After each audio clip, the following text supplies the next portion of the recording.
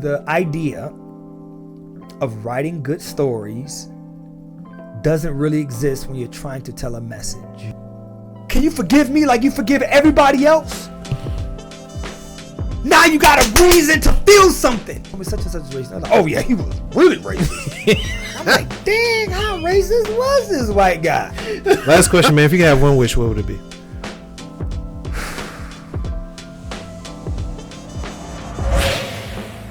All right, welcome to another edition of the Content Bebop podcast. Today I'm joined by Egypt, one of the most inspirational, motivational, just all around cool dudes. One of the most pro-black guys I know. I mean, which I ain't mad at. One of my favorite people, to be honest with you. Despite my poor communication habits. One of the best people that I know. Filmmaker, motivational speaker, author, inventor, writer. I'm sure I'm leaving some stuff out. Father, husband. The main things, yes, the most important stuff. Non-alcoholic. Well, yes, I would hope so. Tell the people who you are, brother. You actually covered it. You actually did a good job. That if anyone could sum me up, those would be the words to use. Would be them. Yes, Okay. First question.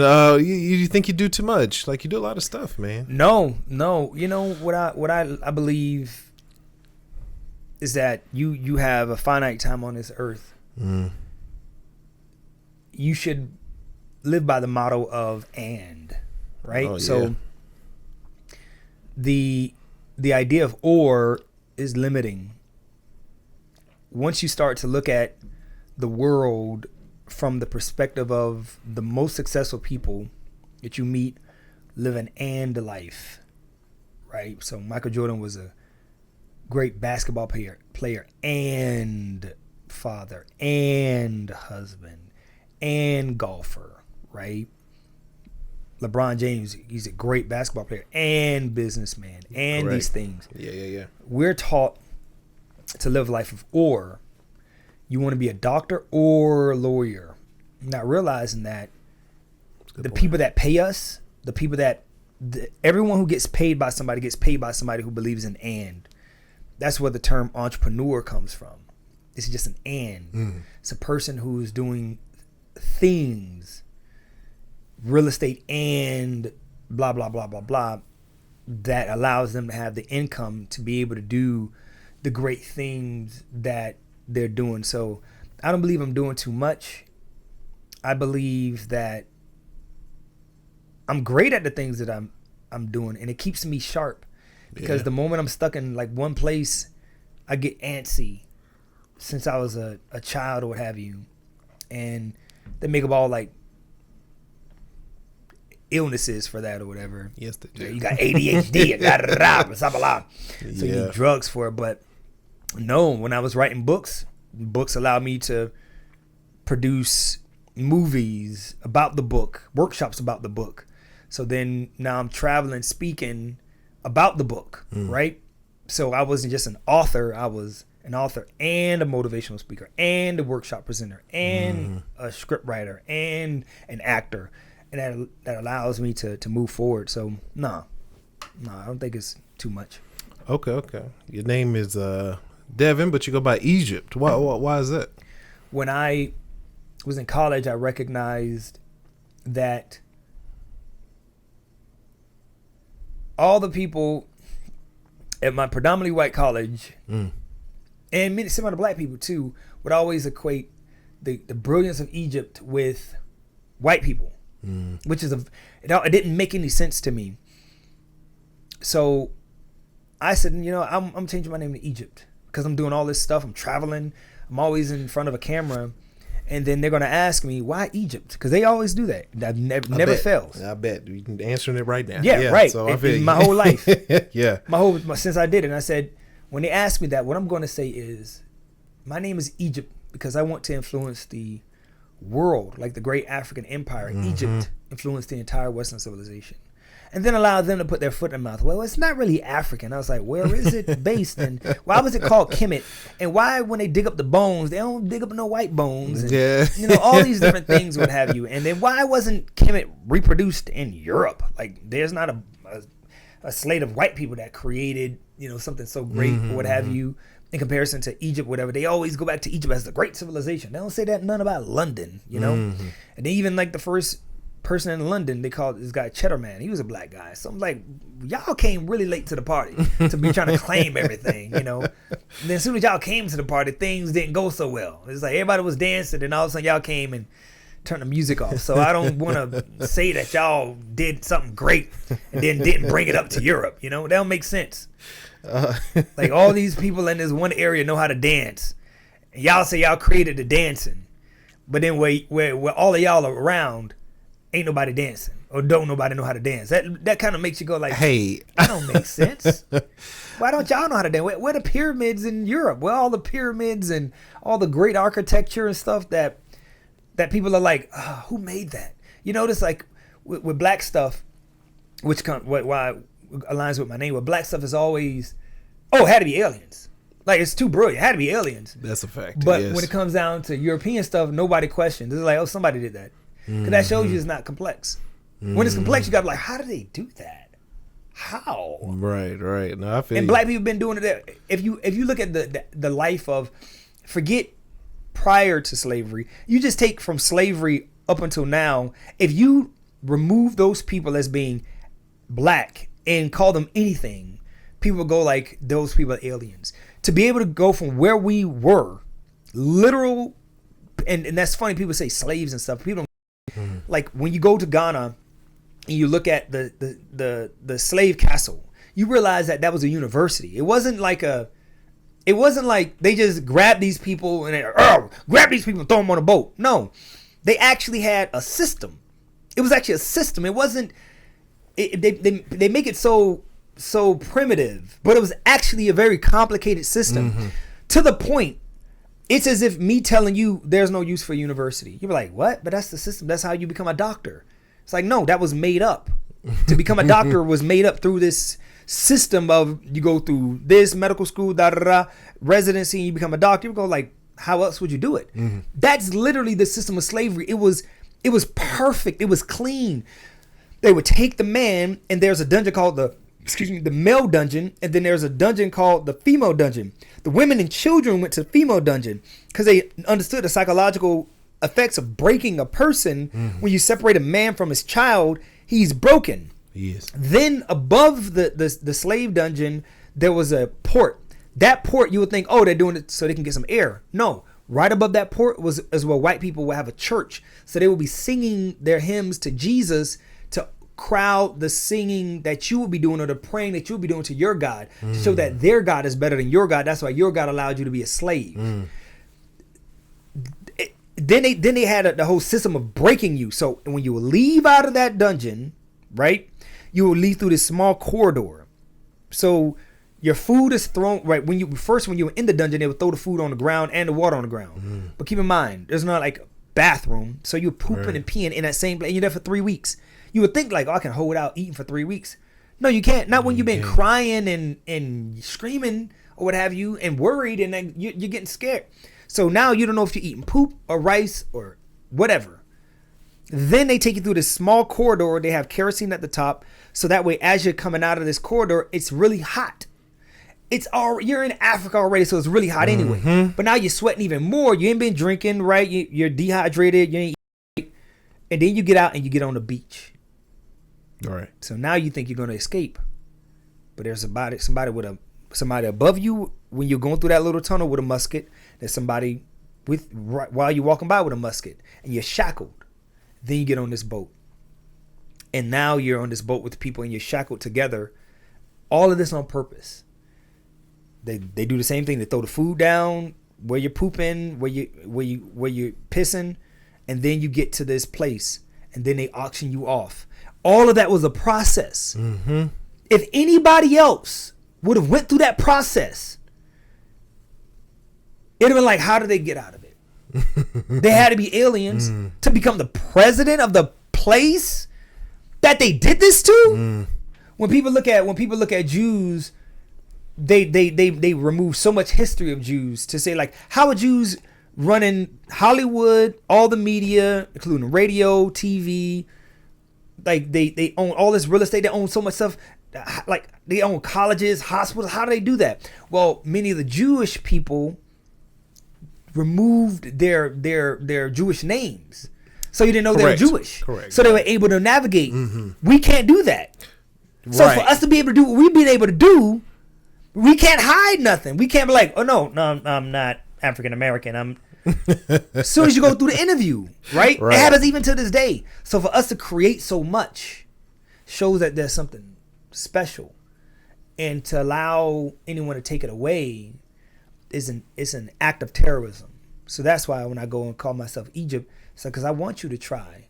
I want you can even know more about Egypt than I do, but I'm gonna still go back and say, I don't care what you know, because that could be a lie too. But I'm not gonna allow you to steal my stuff, because if you are as what you say you are, then show me anywhere else that you did this. Look what Rome was. Rome was like a perverted place. People just doing goofy stuff. Just goofy stuff. So there's nobody like, oh, Rome was so. The many of the ideas on how to run a country came from Africa.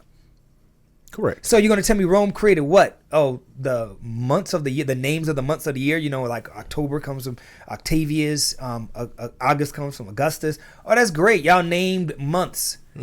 But we already created the idea of how many days are in a year and months anyway. That was in Africa. Great. You came up with names. Saturday you named after Saturn, and great. Monday comes after great. But all your mythology comes from Africa. Your gods come from Africa, but I'm supposed to go ahead and believe no. And I believe that's one of my blessings, is that I'm never put in a place that I ever have to defend it. Because when I walk in, I don't care who's there. It's like they already know. I'm never put in that place where I'm around those people who would do something like that to question me. Because I think like one thing I love about social media is that you find that whatever spirit people have allows them to be in those situations to allow others to do certain things to them. Because you notice when you hear about young black men being shot and killed, you never hear about young boys who are part of the Nation of Islam being killed. That's true. Or young black Muslims being killed, right? It's like, why is it certain black boys, right? I believe there's an energy, and it's not saying they deserve anything. I understand. There's something with that. So I'll be in a room, many times I'm the only black person, and I dress like this many times. I'm Afro. Nobody don't try to touch my hair. They don't ask me weird questions, what have you. It's a mutual respect, because I also know that once you get in touch with who you are, like this is not a show. Like I choose to dress how I want to dress. There's no show. It's not like, oh, I'm going on a TV show. Let me dress. This is who I am. Right. And that allows for me to not be, there's this genius, Frank Murphy. He's a former football player. He talks about the fake ID. Oh. And many times we walk with a fake ID about who we are, and other people can pick it up. And that's why they can take advantage of us many times, because they know we're faking it. That's why when I look at politicians, I'm like, oh, okay. I know it works. I know what you're doing works. Right. It's not for me, but I know it works. So I'm not going to. I had a friend of mine, now I'll close with this. A friend of mine, he asked a question about why he thinks the way he thinks. And then he gave me his speech, and I was like, man, if I was stupid, that would work. But I was like, since I'm not, it doesn't. But I was like, don't stop it. It'll work for them, because I know it'll work for a lot of people, or what have you. So that's why it's Egypt, because I'm in touch with who I am, and I want to make sure whenever I'm approached about my understanding of African history that I reclaim it and I own it, because it's mine. Goodness, man.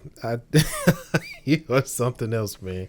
So what's your why, man? What keeps you energized? Like every time I talk to you, man, you're on 100. Like every time, like without fail, man. Fail. Like what is your what is your source? Like what makes you so special, man? Destined for greatness, and I believe it. And I've proven it, and I'm going to keep proving it.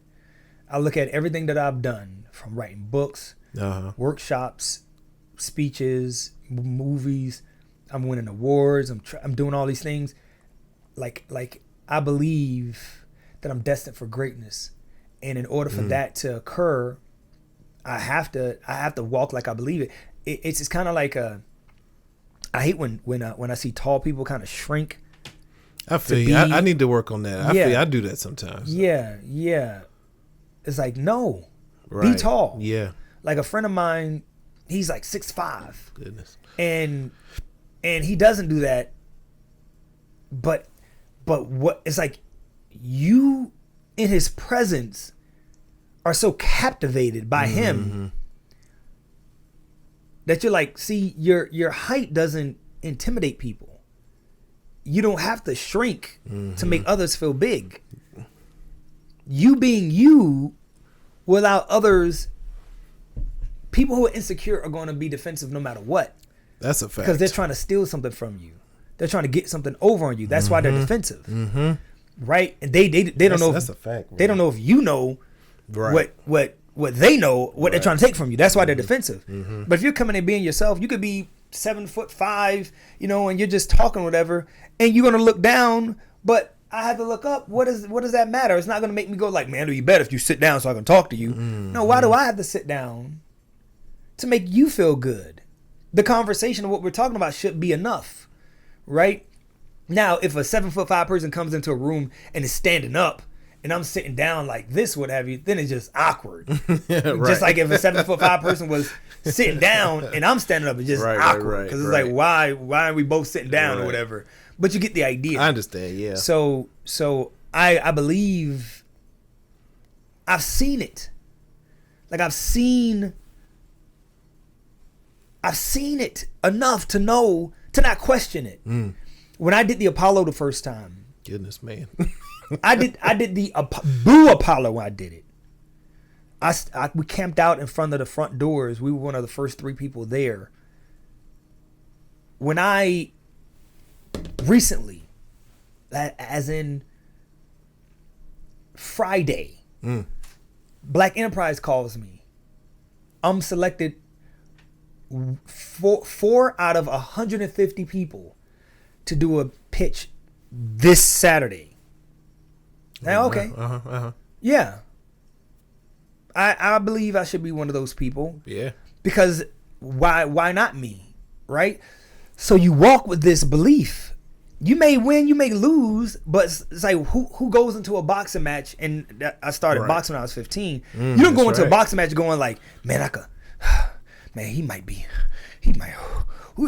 Because when you start doing all that, you're going to lose all of your, like, man, remember when I was hitting the bag and the bag was going boom, boom, and everybody in the gym was like, dang, that boy hit hard. Or when they brought extra people in for you to spar, and you were just bop and hitting people, and they were quitting. And they were like, whoa, that boy dangerous. But now you walk into the ring like, man, what if he hit hard? What if my mama see me getting hit like that? And she go, don't hit my baby. And I'm like, no, mom, it's okay. Then he hit me when I look at my mama, and then I fall down and I peel myself.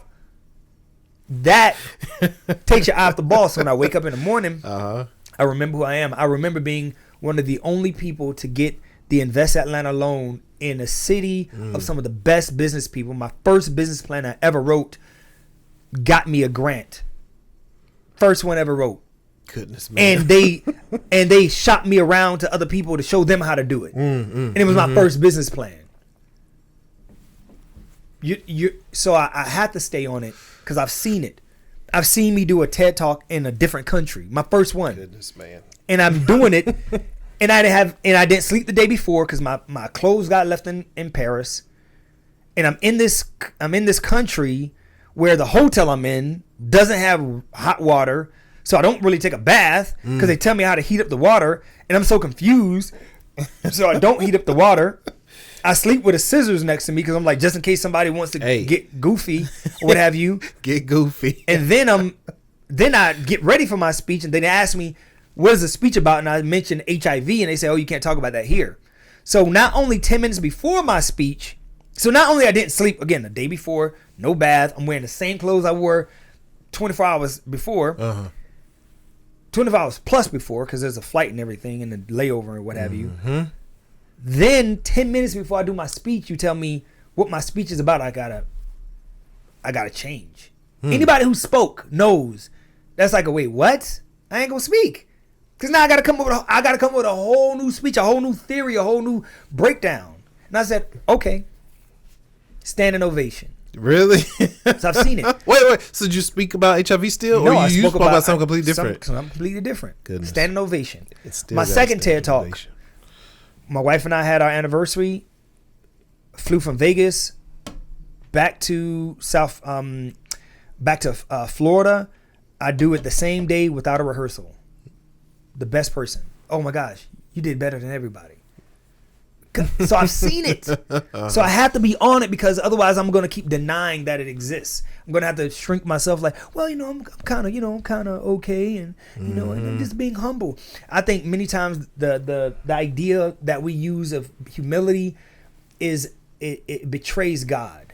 It betrays our prayers. Because you pray to God for great things and you get great things. You're like, well, it's kind of, it's like, but God is like, whoa, you've been praying for this for 20 years. You've been praying to get an NBA championship, and you're like, well, it's a team effort, and we tried, and da-da-da-da. It's like, okay, maybe you're doing this in public, but in private, are you like, hell yeah, and I got the game-winning shot. I knew I could do it. I prayed about it. I envisioned this. No, you're going to go, well, hey, I'm just going to be humble about it. Because somebody weaker than you taught you what humility was, so that way you wouldn't scare them. Because people who are vociferous and outspoken about what they are and who they are scare people who are intimidated about who they are. So it happens like that. So it's like, no, don't talk like that. You tell children, don't say you're the best. Don't say say you're trying to be the best. No, because you were never the best at anything. So you don't know what that feels like to have to keep waking yourself up. That it's an engine that keeps going and going that makes you speak that way. Is Muhammad Ali was like, I'm the greatest of all time. People don't get it. When he fought Sonny Liston was worse than Mike Tyson. Because Sonny Liston was like a thug. Like he was like he hit people so hard that it, like when he fought Floyd Patterson. Floyd Patterson was like the Mike Tyson of his time. He knocked out Johansson. Floyd Patterson knocked out Johansson and made his feet twitch. Goodness. It was crazy. This dude had a peekaboo style, just like Tyson, had a peekaboo style. And when Sonny Liston hit him, and Floyd Patterson could take a punch because I think he had like 7 knockdowns with Johansson or what have you. It was crazy when they fought. But he would get back up, going at it. But when he fought Sonny Liston, and this wasn't like an old Floyd Patterson. This was Floyd Patterson. Everybody thought he was going to knock Sonny out. Sonny walked like it was like hot knife through butter. Goodness, man. When Muhammad Ali fought him, they were like, yo, he might kill Muhammad Ali. Like they were like, they called him a Louisville lip, and all, they was like, yo, he's going to kill Muhammad Ali. Everybody was like, he's going to die. Not that he was going to, listen, they didn't think he was going to get beaten. They didn't go like, oh man, he's going to probably lose on points or get like knocked down. They was like, this dude, Sonny Liston, is going to kill. This guy's going to die in the ring. Muhammad Ali the whole time was like, no, I'm the greatest of all time. That's right. On what? What have you proven at that point? Now, Muhammad Ali was a gold medal winner or what have you, but I think Floyd Patterson was a gold medal winner as well, I believe. But that didn't matter. That wasn't like, oh yeah, you're destined to be the greatest of all time. It's like this guy's bouncing around and doing all this stuff, and bringing his head back. He's unconventional. They were like, yo, he's gonna get his. Then he went in there and beat that guy to the point where they made him. He quit. He didn't even get. Sonny Liston didn't even get knocked down.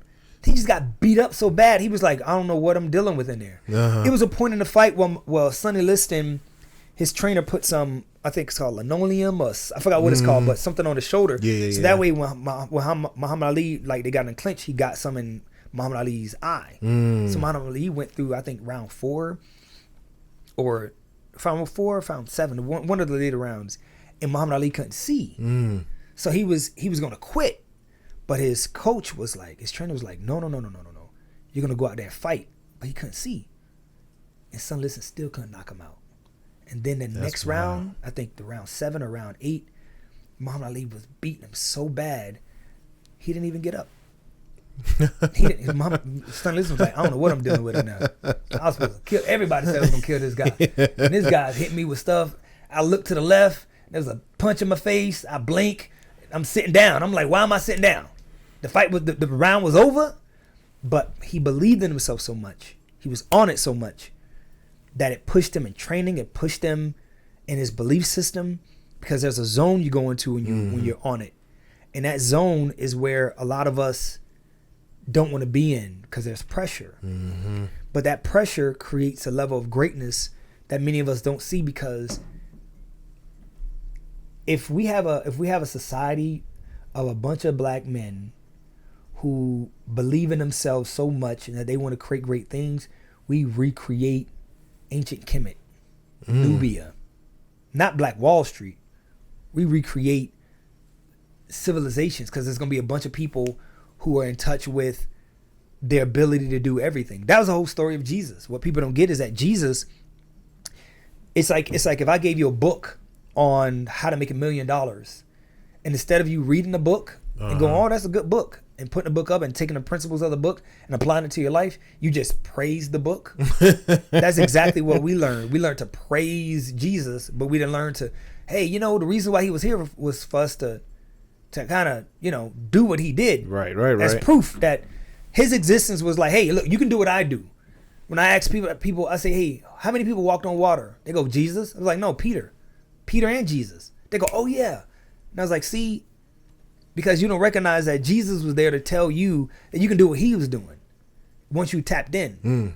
But when you get people to praise the guy who's saying it, but not do what the guy is saying, you're going to just have a whole bunch of people that are dancing and singing and foaming at the mouth and missing the whole point. Why do you think they wanted to kill this brother? That's a fact. Yeah. You think they just want to kill him because people in the future were going to be just praising? No, they killed him because they were like, yo, hey, don't tell these people they can walk on water. Make these people think that, that you can walk on water. And they can believe in you, that you can do it. So they don't believe they got the power in them. But when you're tapped in, you're like, yo, why can't I make a movie? I meet people all the time like, man, I want to make movies like you. And I was like, then do it. Well, but I ain't got the money like that. I ain't got the money like that either. Right. Yeah, but I figure it out because I want to. Yeah. It's like, oh, but how do you do it? I can tell them step by step. Even when I was speaking, I would tell poets in South Florida were making like $250, $100 a gig. And I would be making $1,500 a gig. And they were like, how do you do that? I told one guy how to do it. He did it. Stopped like the next day. Oh. After he got the money, he stopped doing it. Why did he stop? It's pressure. Oh. It's easy when somebody writes you the check. It's hard when you're doing the work to get the check. That is hard. That's the hard part. Yeah. It's like, oh my gosh, I got to do what? I got to call all these people and send emails and send proposals. Nah, man, that $250 don't seem that bad when a brother could just sit by the phone. Right.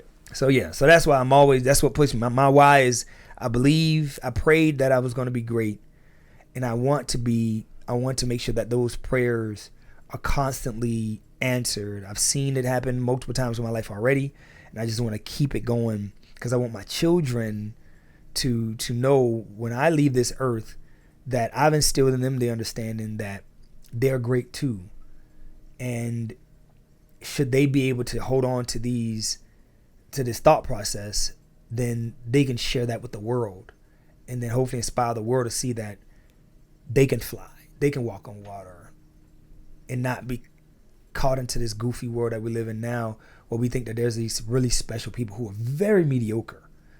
Most of the people on TV are very mediocre people, unbelievably mediocre people, and it bugs me because they be talking about amazing people. I'm like, yo, most of these sports commentators shouldn't even be talking about LeBron. Like y'all should just ask questions and then let him talk. Y'all shouldn't talk. 'Cause y'all ain't even great at what y'all do. They don't speak well. They're not. Now listen to these people and they're like really animated and goofy. I'm like, but y'all know y'all are not even great at what y'all are doing. Like y'all are great amongst mediocre people. That's like a guy who's 5 foot playing against people who are 4 foot, 3 foot, and be like, yeah, I'm the best of all time. It's like, yeah, against other people who aren't really, doing that thing. And when I see that, it reminds me of like, I got to do my part because I want this next generation to stomp my generation and the generations before out of existence, because they've blazed a path of mediocrity so much so that we're looking up to them and we don't even know why. Like when I hear people like, oh, Obama, I'm like, yeah, but I've met like 50 Obamas in high school and college. I was like, what makes him special? Oh, because I was like, no, he's special because somebody mediocre said he was special. I know dudes who were doing what he was doing way before them. Oh, well, but he went to Harvard. Yeah, but so did W.E.B. Du Bois. We've been doing this stuff. Martin Luther King, Malcolm, what do you? But the thing is that if you're not in tune with it, you're not on it, you won't even feel the disrespect when you see the world praising mediocre. Not saying Obama's mediocre. I'm just saying like in general, when you're on it, you're like, no. These are some great people that we're overlooking. We overlook really, really great people to talk about. I don't even want to say the people's name, but there are a lot of mediocre like music of today. And I'll end on this one. Music of today.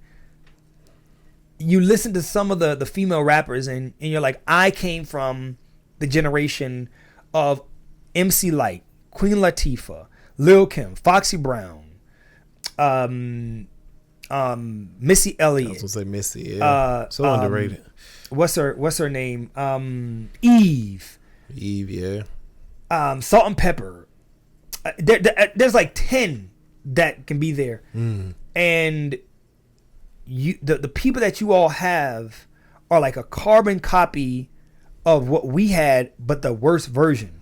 And I'm sitting there like just in the female rap section, and I'm sitting there listening to people like, oh my gosh, the lyrics of insert anybody's name, and I'm sitting there like, this person's famous to y'all? Hey man, I don't get it either. I'm gonna be honest with you. Like, what in the world? But it's a new generation. They probably ain't heard the good stuff, you know. So it's like you say, 5 feet people playing against 3 feet people. It's like, oh, this is great. You ain't never seen a 6 foot, 7 foot person. Wait, there's a naked, half naked woman talking about having sex. I never heard that before. We're like, okay, yeah. Y'all just missed the 90s and the early 2000s. Just a quick side note: have you ever seen that movie Book of Clarence? It's like a newer movie. You saw it? What'd you think of that? Amazing movie. You thought so? Amazing. A lot of Christians I went into it. They didn't. I went into it like, what the F is this? But for some reason, because I was gonna cut it off, I sat through it. Me and my wife, we sat through it. Wasn't bad actually. It was a little sloppy, especially in the beginning. It was just kind of like, what's going on? It was just scenes kind of just thrown in there. But as you sit through it, it's a good payoff in the end because it seems a little blasphemous, you know. In the beginning, it's like, you know, that's why a lot of Christians may not like it. But if you actually sit and watch the movie, it's pretty good. Actually. The message got through. It did, yeah. For me, and what I loved about when I would talk to other Christians who didn't go to see it, and I go, of course you wouldn't, because they're talking about Black Jesus. Yes, of course, right? Of course. Like the funniest thing, even again, my children were stomp. This next generation and the generations prior, my children will stomp my generation, the generations prior, because they're gonna what? Like, we don't even do that anymore. Like, what did you say? You didn't even hear how every even in other countries when it talks about the color of Jesus, oh, he doesn't matter, he's my Lord and Savior. Really? It don't matter? It damn sure mattered to a lot of people. Yeah, of course it did. You will see ancient temples, bro. This is crazy. In Ethiopia, you see ancient temples that were made in like, 1 AD or something. Then like 500 AD, somebody comes and paints a Jesus in it and it's white. Wait, so it mattered so much. This Indian guy, this black guy who went to India, he said he went to a temple in India and it was like an ancient temple. And then they had like some updated pictures of Jesus in there. And I was like, of course. White, right? He's like, yeah. And that didn't make any sense. I'm like, yeah. But they tell you the same thing, that it doesn't matter. If it don't matter, then why are they all white? If it didn't matter, it'd be like somebody was like, my image of Jesus is purple or Asian or, dark brown or light brown. They all white? Hey, man. My children are going to be like, really? It don't matter? Well, then why is he white? Oh, well, because this one girl said to me when I was in Ethiopia, two incidences. One girl said, can we stop talking about it? Because I said, how is that possible? How is it possible for there to be a white Jesus? Like if you wanted to make one, like I can make a green Santa Claus, but that ain't Santa Claus, right? And she was like, let's not talk about everything else. When we were talking about the Bible and faith, and she was all in eating it up. Then I got the G. She's like, because inside of us, what we don't want to admit it, is that we have to believe that our saviors are white, because it makes us feel like, because we're so dirty for being brown and black, that the whiteness of our savior is what's going to cleanse us. We can't believe in a dirty black savior with locks and hair like that. This other girl says, well, Jesus has to, this is Ethiopia now. They were the second group of people on earth to believe in Christianity. Second group. Not Europeans weren't even around. They're probably still in caves. She says, oh no, he has to be white because he was from Israel. And look at the people in Israel. I was like, you do know those people in Israel right now are not the people of Israel. Like, if they were, then it doesn't even make sense. For though, all right, so the people of America aren't the original people of America. Correct. We know that. So you just want to say that, in this body of land, those have just been the same people for thousands of years. Where has that happened outside of Africa? Where has that happened? But you want me to believe, but it's not for me to believe. It's for you, because it makes you feel comfortable. Right. So all of your, so you mean to tell me there ain't no black angels? You look at, like, I'm in Ethiopia, I'm looking at, I'm like, wow, everything white. And the blackest, they ain't even been colonized by white people. In the blackest country in Africa, all your deities, your saints, your ain't everybody. And nobody goes like, ain't this a little weird? So when the Book of Clarence comes out, you would think black Christians would jump on it. But they can't, because to identify the God within you means now you have to question the power within you. Questioning the power within you will make you look at your plight and say, why can't I? And then you would say, no, because I can.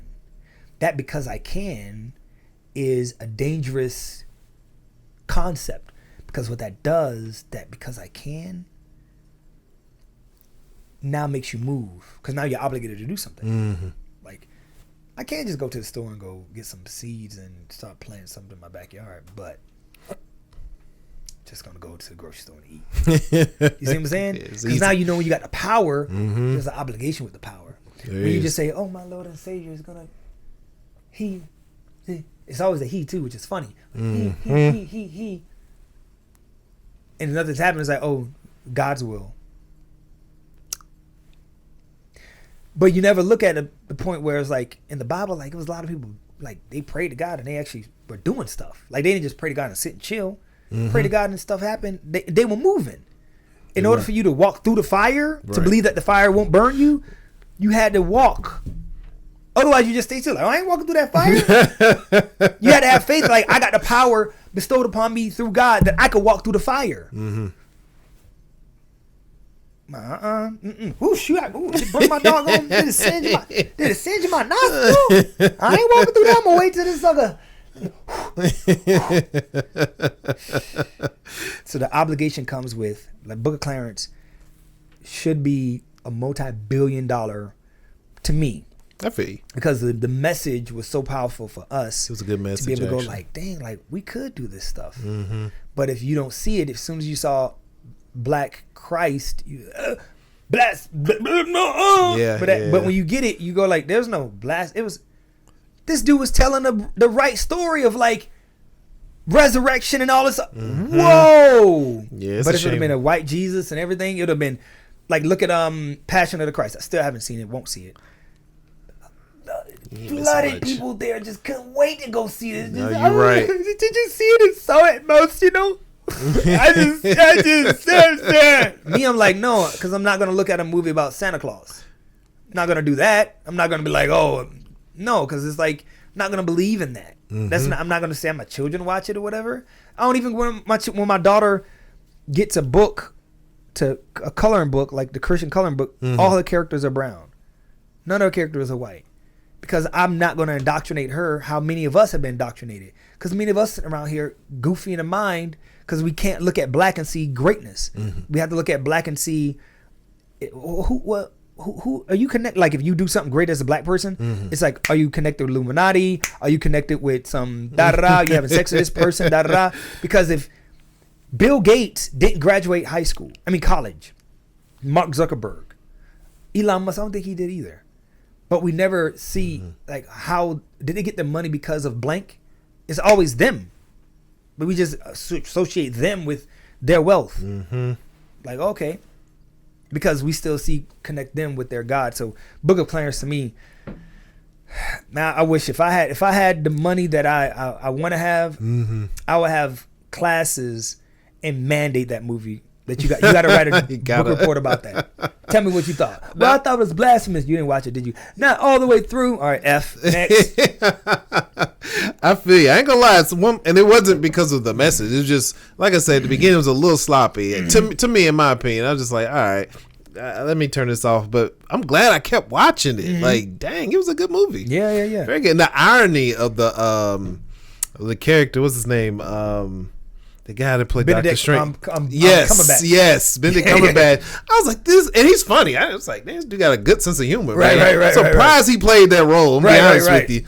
The irony of it all. And then you see the guy painting him, and that's how it gets spread that white Jesus is. And he didn't paint the picture of the black guy suffering, or the actual real Jesus in the movie. Right. But anyway, it was a good movie. It was really good. The sloppy part you noticed because you're as a filmmaker. Yeah. I didn't notice it or what have you, but I'm glad you didn't. It's because it's a good movie. No, people like you would see those things because like I'm in the. You've been doing this film stuff, especially camera stuff, way longer than me. So you're gonna see these little things. But the only thing I hate about even the level that I'm on, because I don't make it pretend that I'm like on this extreme level. I know where I'm at, and I'm still learning. But I was watching I have these commercials getting made, and I was able to look and see a frame glitch. I saw 3 frames, and I was like, "Oh my gosh!" It's like I feel like I'm getting closer to the Matrix. I'm almost like Marcel, I was like, "That's funny." And I put it in DaVinci, and then I went through it frame by frame, and I was like, "Oh my gosh!" Yeah. I saw that. But when you watch it, if I would have showed it to you, you'd be like, you would have not me. A regular person would have been like, "What? What are you talking about?" Right. And I was like, yeah. You see them 3 frames that were green, like green. It's like but when you watch it, it's just like that. And I was like, "Yo, my gosh!" You gave them superpowers. Yeah, but you would have been like, "Who edited this?" I'm like, "What are you talking about, bro?" Oh my god! I'm like, "Marcel, are you bleeding out your nose?" I am. And your ear. Let me go to the restroom, please. I just delete that before I get back. Please delete it. Delete it. Okay. So what do you identify as, man? You do so much stuff. Do you identify as a filmmaker, a content creator? Do you identify as an activist? Whoever I'm in front of in the context of the conversation, it changes. Will dictate what I identify as. Because anybody that comes up as a multi-hyphenate, that's doing too much. Like, how you doing? Hi, I'm an author. I'm a writer. I'm a director. I'm a producer. I'm an actor. I'm an inventor. No, it's like the context of the conversation. And typically, I teach interview skills. One of the first things you want to do is know what that other person is and what they do. And then you introduce yourself to whatever is most appropriate for that conversation. So if I go up to a person, for instance, I go, "How you doing?" They're like, whatever their name is, da-da-da. And then I follow up with a compliment, which I teach young people. Always follow up with a compliment because it shows that you're aware. So everybody that's around, when you walk into a room, before you start running up to people, look around at the room. Before you go to an event, look up who's going to be there, and then look them up, and then make sure that you have something to say. Because if you're stuck in the elevator with them for 30 seconds, that you don't want to say, "Hey, can I give you a card?" No, the first thing you want to say is like, "Hey," like if you just using an extreme version, like you're in the elevator stuck with Tupac for like 30 seconds, or whatever. He's like on floor 30, and y'all just there by yourself, or whatever. Nobody saw him. The first thing you should go is like, "I love your music." Like, no, you should be like, "Hey, listen, hit him up. I don't care what anybody says." you could have did better. He's gonna be like, what? You know, because it's gonna make them shake out of what they've heard before. They've heard people say it was good. They heard all these things, whatever. But you wanna shake up the conversation. You be like, hey, what kind of those were Jabot? Oh man, shoot, I ain't seen them in a while, bro.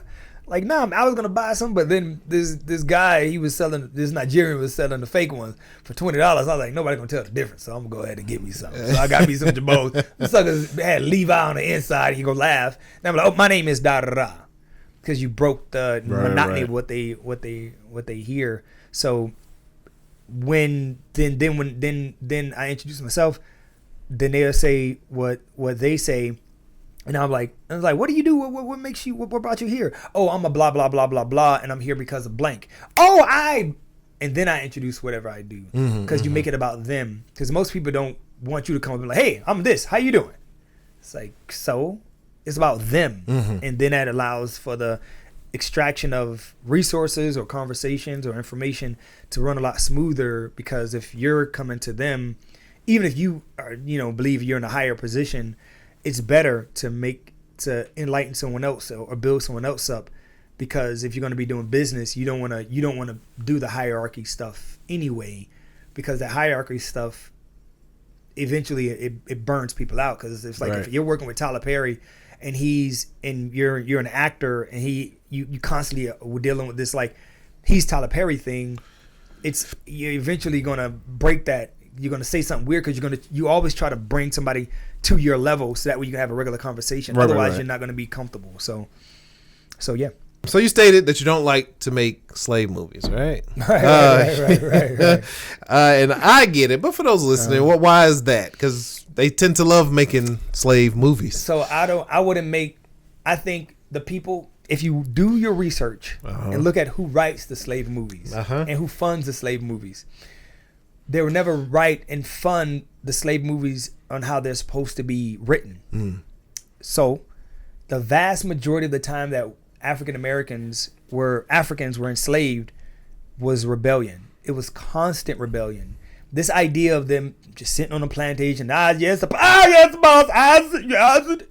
It's very short. We were constantly rebelling, constantly killing people, constantly burning places down. So when you create this slave movie, you notice that they all follow the same strategy. Look at 12 Years a Slave. Oh, we got Lapita and all this other stuff. And Brad Pitt comes out of nowhere at the end of the film and saves the day. Wow. I haven't seen it. I don't like slave movies. I don't like slave movies either. But that's it. Most slave movies are black torture porn or white guilt films. But I feel you. The idea of slavery in itself should be very motivational. The reason being, if you know how we started, you'll be able to tell parts that make people question, wait, they didn't just get regular people. Remember, they didn't get like regular people. That's the thing. If you go to the slave dungeons in Ghana,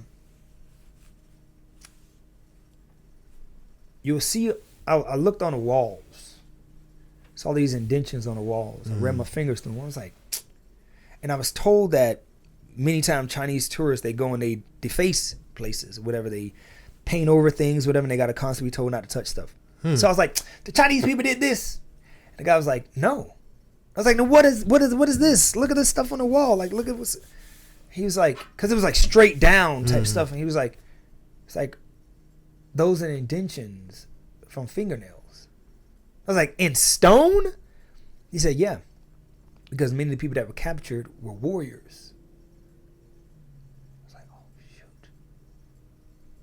See, in my mind, I think I can't make an indentation on this wood with my nails.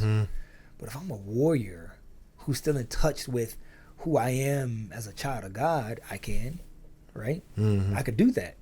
I could believe I could scrape out of that until somebody hits me and tells me to stop or whatever, or I'm in so much chaos that I can't be in touch with what that is so I can finish scraping my way out. But when you go there, you see these indentions.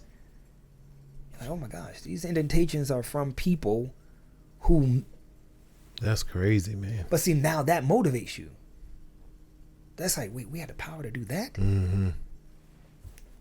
When you say, yo, imagine 3 weeks of you not only not eating good food, but you possibly eating poop and drinking pee, or just getting water splashed on you, not actually, for 3 weeks, and then getting on a boat. What type of person is that? We have other cultures that can't even endure like a year of some of this stuff. They all can't even do it. Mm-hmm. But we did for how long? And we have all these doctors, and the moment it's over, W.E.B. Du Bois walks out of Harvard. What? What? We're the only people on earth who have more famous historic leaders than anybody on earth. And like leaders, like real leaders. Most other leaders are like tainted. Mm-hmm. It's like George Washington. Oh, but he, kind of, he had Abraham Lincoln, but he was kind of like, we have, and this is throughout history. It's not like, oh, just now. Mm-hmm. It's like throughout history. And then you can start from slavery, and then you can start going and like when you this great philosopher, educator, one of our kings, Dr. Anthony T. Broader, he put it in perspective. He said, slavery was not part of our history as an interruption. But he put it on a scale from like when they first found us, like Earth, like when black people first got on Earth, to the point now. He was like, it's like this. Slavery is like a microscopic moment. Right, exactly. But even if you look inside that microscopic moment, you see the building of faith, the building of music. We created all the music people listen to all around the world. Happened at a time when we weren't even supposed to be able to read. What? So if you told slavery like that, like, yeah, these people were taking a banjo and then the idea of, gospel music and this type of food and that happened at a time when these people had to be home at a certain time, or yada yada, or the idea of love music happening between people who were basically bred to be machines of reproduction. Like, those people, you don't even think of love music outside of our music. Everybody else just copies our music. You're right. Yeah. Country music comes from us. Rock and roll comes from us. R&B comes from us. Even when you think of great singers, you only compare others to us. Like, oh my gosh, Adele sounds like. I thought Adele was black. I thought Sam Smith was Tank. When I heard it, I was like, Tank, that's a dope ass song. But I was. So when you look at that, you tell a story about slavery like through that lens. Oh, now it's motivational. But not when I've been singing when I'm picking cotton, no man. That doesn't motivate you. But it'll make white people go, I'm sorry for what I've done in my time as a slave owner's daughter's granddaughter. Like, nah. White people should look at those slave movies, the ones that I would write, and go, whew, we were able to do that to them. Whew. All right then. Hey. Okay. Poke out your chest a little bit, like, we did that to them. Man, the fastest, the strongest, the people that built. Oh, all right then. We're a little confident about ourselves a little bit. Yeah. You see what I'm saying? I do. That's the importance of having more black people behind the camera and making decisions. Yeah. But it's not just that, because even like with this DEI stuff, what irks me the most. What irks me the most is not like they're not getting I know what you my mean. type of black or your type of black. Yes, they're getting the type of black that will mean. keep the same thing going just in a black face. Yes. Like that's why when people talk about DEI and they're like, oh, I'm so happy. I'm like, you really think people who hate you are going to create a system to benefit you? Nah, it's going to benefit them. It's another perverted way to twist something. the type of, even like the type of, like you'll see the type of black women that they will get. It's not like, oh, this pro-black sister who loves black men. It's like the pro-black sister who was like abused by every black man she ever met or whatever. And she's like anti-man and it's like, of course, that version of it, you want that woman because she's not going to create content that's going to motivate the culture to fall in love. Then she's not married to a black man and she's married to some like other type of guy.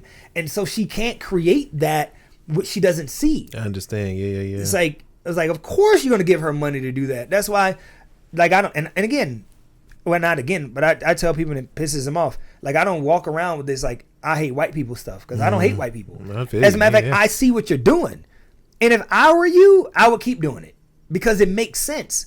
CENTS and SENSE, because it makes sense. If you could abuse people for this long and then they still trust you to do right by them, and then you disobey that trust and then they still trust you, you're probably just like, yo, I don't know why they keep we might as well keep this. If it ain't broke, don't fix it. Exactly. Keep going.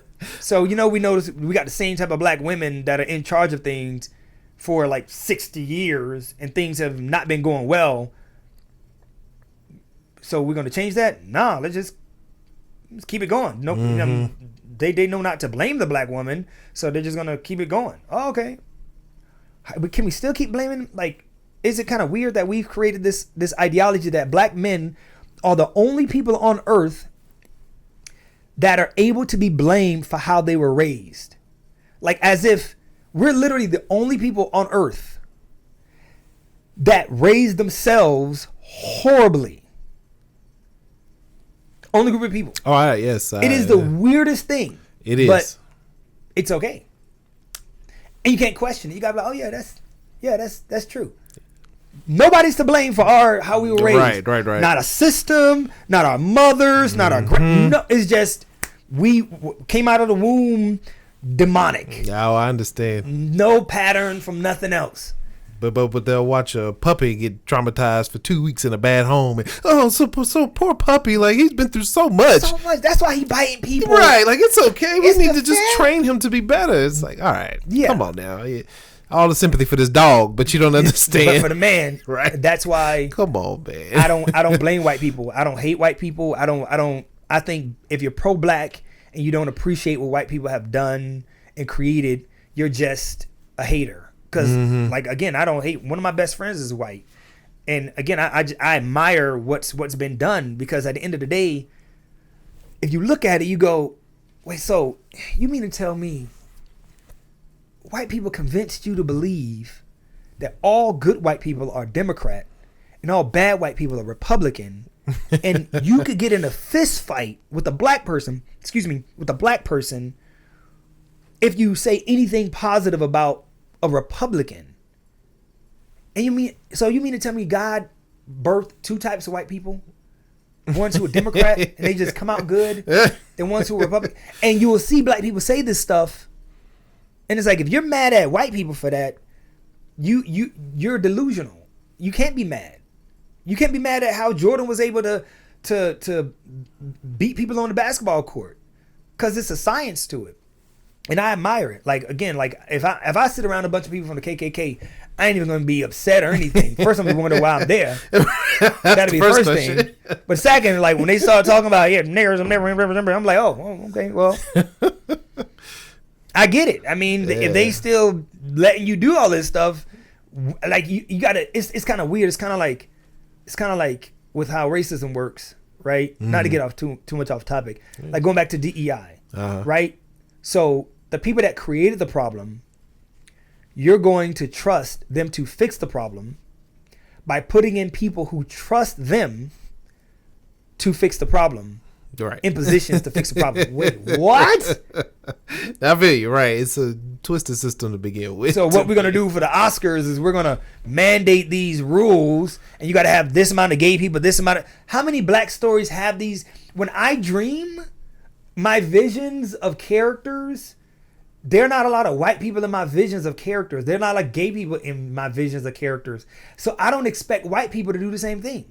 I don't expect white people to dream of the future and there's a whole bunch of black people in there, they may not dream that way. I'm not gonna watch that movie either, or I might watch that movie. I watch white films and I go, oh, it could be dope movies and there are no black people. I'm not counting the black people, how many black people they got in this movie. Right. If it's a good movie, it's a good movie. Right. But at the end of the day, how people dream, you can't mandate how people dream, because when you do it, guess what they do? They're gonna put us in situations that are unrealistic. Unrealistic. So you got the one black friend who knows everything and is trusted by everybody and is a protagonist of a film with all these white people around him doing all this weird white people stuff, keg parties and all this stuff, and nobody says the N-word, nobody plays with his hair, nobody does in his ignorant white people stuff. And you want me to believe that, oh, why didn't the movie do well? Because it's not believable. Especially people like me who've been around white people long enough, going to white schools, white colleges. I'm like, no, white people gonna slip up and say something. So the whole movie they don't say nothing outlandish.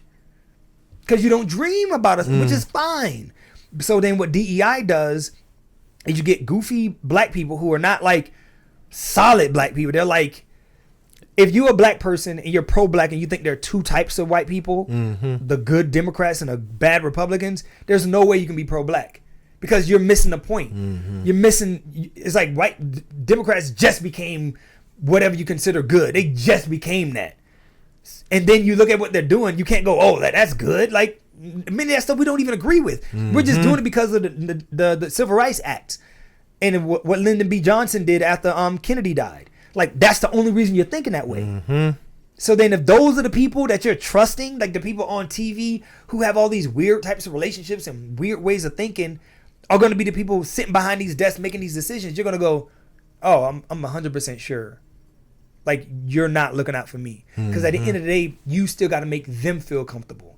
And if you're walking into a room and you're like, I got to make the Democrat whites feel comfortable, you can't make black people feel comfortable. Because there's some things about us in our culture that ain't going to make them feel comfortable. Right. There's some things about their culture they're going to hide from us because it's going to make us feel uncomfortable. So if you're writing something and you're worried about the comfortability of one sect of white people, right? But you don't mind saying Trump is a piece of this and Trump is this, but you're not going to say Biden created the 1994 hate, not the hate crime, but the crime bill or whatever. You're not going to say that. You're right. You're going to hide all that stuff that he's done with Tara Reid and all that. You're going to hide all the negative things that Democrats have done. Oh, well, Obama was in office. He had a super majority of the House and the Senate and did nothing for black people.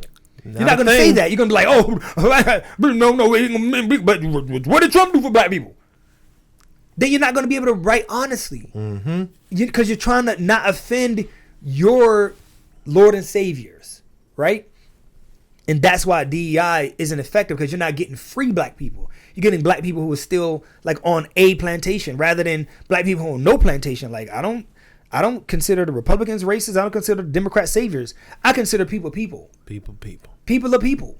Because when both are in office, we don't get anything. Right. Or we don't get what we need. So I'm not going to be, writing around that. So then you can see, because you look at in a lot of our content, you see which way it leads. You got to have this. Like, look at the newest project called Good Times. You look at who funded it. You had one black guy funded and 2 or 3 non-black people funded.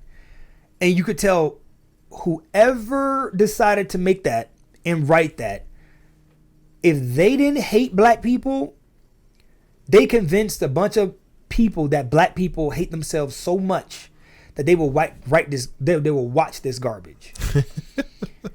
And that you can tell that's part of DEI, because it was a bunch of black people like, oh, of course, it was a lot of black people attached to that, unfortunately, that I liked. I was like, and you're like, you signed up to this? Exactly. You're like, because again, if you don't want to offend your saviors, you would go. When I saw the trailer, I was like, there's no way. When I saw the image, I was like, oh, good time. Why is this looks like? I just saw the post, and I was like, why didn't that beat up car? I was like, oh, well, we never saw their car in Good Times, so maybe that's their car. And then I saw the trailer, and I was like, the baby's selling. It was like a parody. It was of like if a bunch of black people sat around and said the most ignorant things about black people, and then somebody was like, What'd you say? A baby selling crack. That is funny. That is so funny. Woo, whoa, boy. And everybody talk like this? Oh, why they all sound so ignorant? That'd be so funny to put in a cartoon. Now, we can get somebody to fund it who don't mind embarrassing black people in front of the world. Because it's on Netflix or something. It's on Netflix. Goodness gracious. But it goes back to it. It goes back to it. Mm-hmm. You can't do that with any culture of people. You cannot. If you did that if you made a movie, if you made a cartoon about Jewish people, and all of them had big noses, and all of them picking pennies up off the ground, and all of them were it would be a revolt. They would shut down America. Netflix would, overnight, like, yo, why Netflix is not working? Is your password working? Nah, mine ain't. It's so crazy. Why aren't we like that? Because it goes back to the training, like you said. When you're trained not to love yourself, so it's easy to let somebody walk all over you. Yes, it is. Like, oh, thank God that we're on Netflix. Mm-hmm. What? We're on. Even some of the ways that we're taught to think is a training method that you do for people who are taught to believe that if they themselves love themselves so much, you can tell that we were taught that way, because if we loved ourselves the way we're supposed to, it scares people. Yes. Because even if you look at it, like, a lot of our black content was created by people who are not black. And then we latched onto that content because many of us black writers are actually black creators, and stuff was stolen from them. And then you look at like what we're left with, and you're like, but where are the strong black fathers and the strong black mothers who didn't have to tell you that they were strong? Mm-hmm. Where are the children who grew up and saw the plight that their parents went through and said, I'm going to be better for them? Where are they? It's like, oh, of course, who would put that on TV? But you could. Mm-hmm. Why can't? Oh, because of the white man. It's like, really? We've been kicking white man's butt for a long time. But you want to, everything that we need, you always want to blame on him. But we've been whooping butt for a long, like, since we got here. There's stories about Africans who came over as slaves or what have you, and who were Africans who were enslaved, and they stole ships and went back to Africa. Exactly. Yep. Mm-hmm. See, those are the stories I would tell. Henry Box Brown put himself in a box and got stuff like that. Those are the stories, right? So so that's the story of people who are not victims. Mm-hmm. Victims are easy to talk about because it's always like, oh, if they only. But talking about it in that magnitude, it breaks the stuff off, and you say, I can. And I can is scary to a bunch of people who taught you to say, I can't, but as soon as they give, da-da-da. So yeah, that's why I don't like slave movies. Sorry, I got... Oh, man, that's where we started, right? But no, I totally understand. I do not... I don't know why. I'm so confused by people. My wife loved watching this. I'm like, I cannot... There's a show on Amazon. Pretty sure, I think it was called Them. Mm-hmm. I was like, yo, this is... And I didn't watch the show, but my wife watched it. I'm walking, I just see clips as I'm in the kitchen or whatever. I'm like, yo, this is just black torture, slave porn. Like, who watches this stuff? A friend of mine told me to watch that too. And I was like, why am I not hell no. It is literally just... I'm like, it was a scene like a woman, her baby was getting killed by these white people. And I was like, what is this? Why would you watch this? Like, you wouldn't rather be outside, going on a walk, getting some sun, listening to... watching, I don't know, anything. Going to the mall, going to the park. This is what you just do right now, is watch this. Anyway, I don't understand people watching that stuff. Anyway, moving on. With all due respect, I do mention this man's name, John Ruffin, your father. Yes. He played a pivotal part in your life, right? You say he was very motivational for you. Is that very motivational? Is that where you get it from? Your motivation, or were you? That's the obligation. That's part of the obligation, because obligation. When he saw me when I was 15, and he saw his wife saw something in me, and then he took the credit, and so there's an obligation, because one of the most important parts of having someone believe in you is now it comes with an obligation for you to meet that expectation. I think that's why a lot of a lot of people fail because they don't have anybody that believes in the greatness that they have in them, even if they don't see it. You're right. And many times the people that believe in us are women, right? They'll believe in the potential that's not there, right?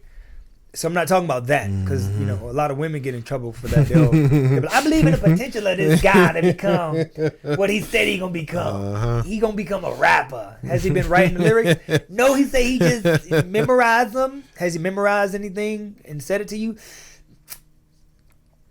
Not that I remember, but I just feel like y'all had sex and you're addicted to him now. Yeah, that's about right. But I'm gonna stick beside him.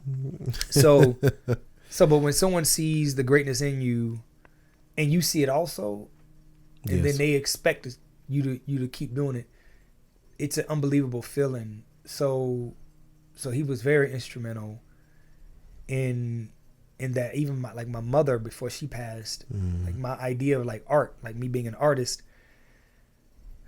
she was the person who encouraged that, and I wanted to get into like I did this national competition.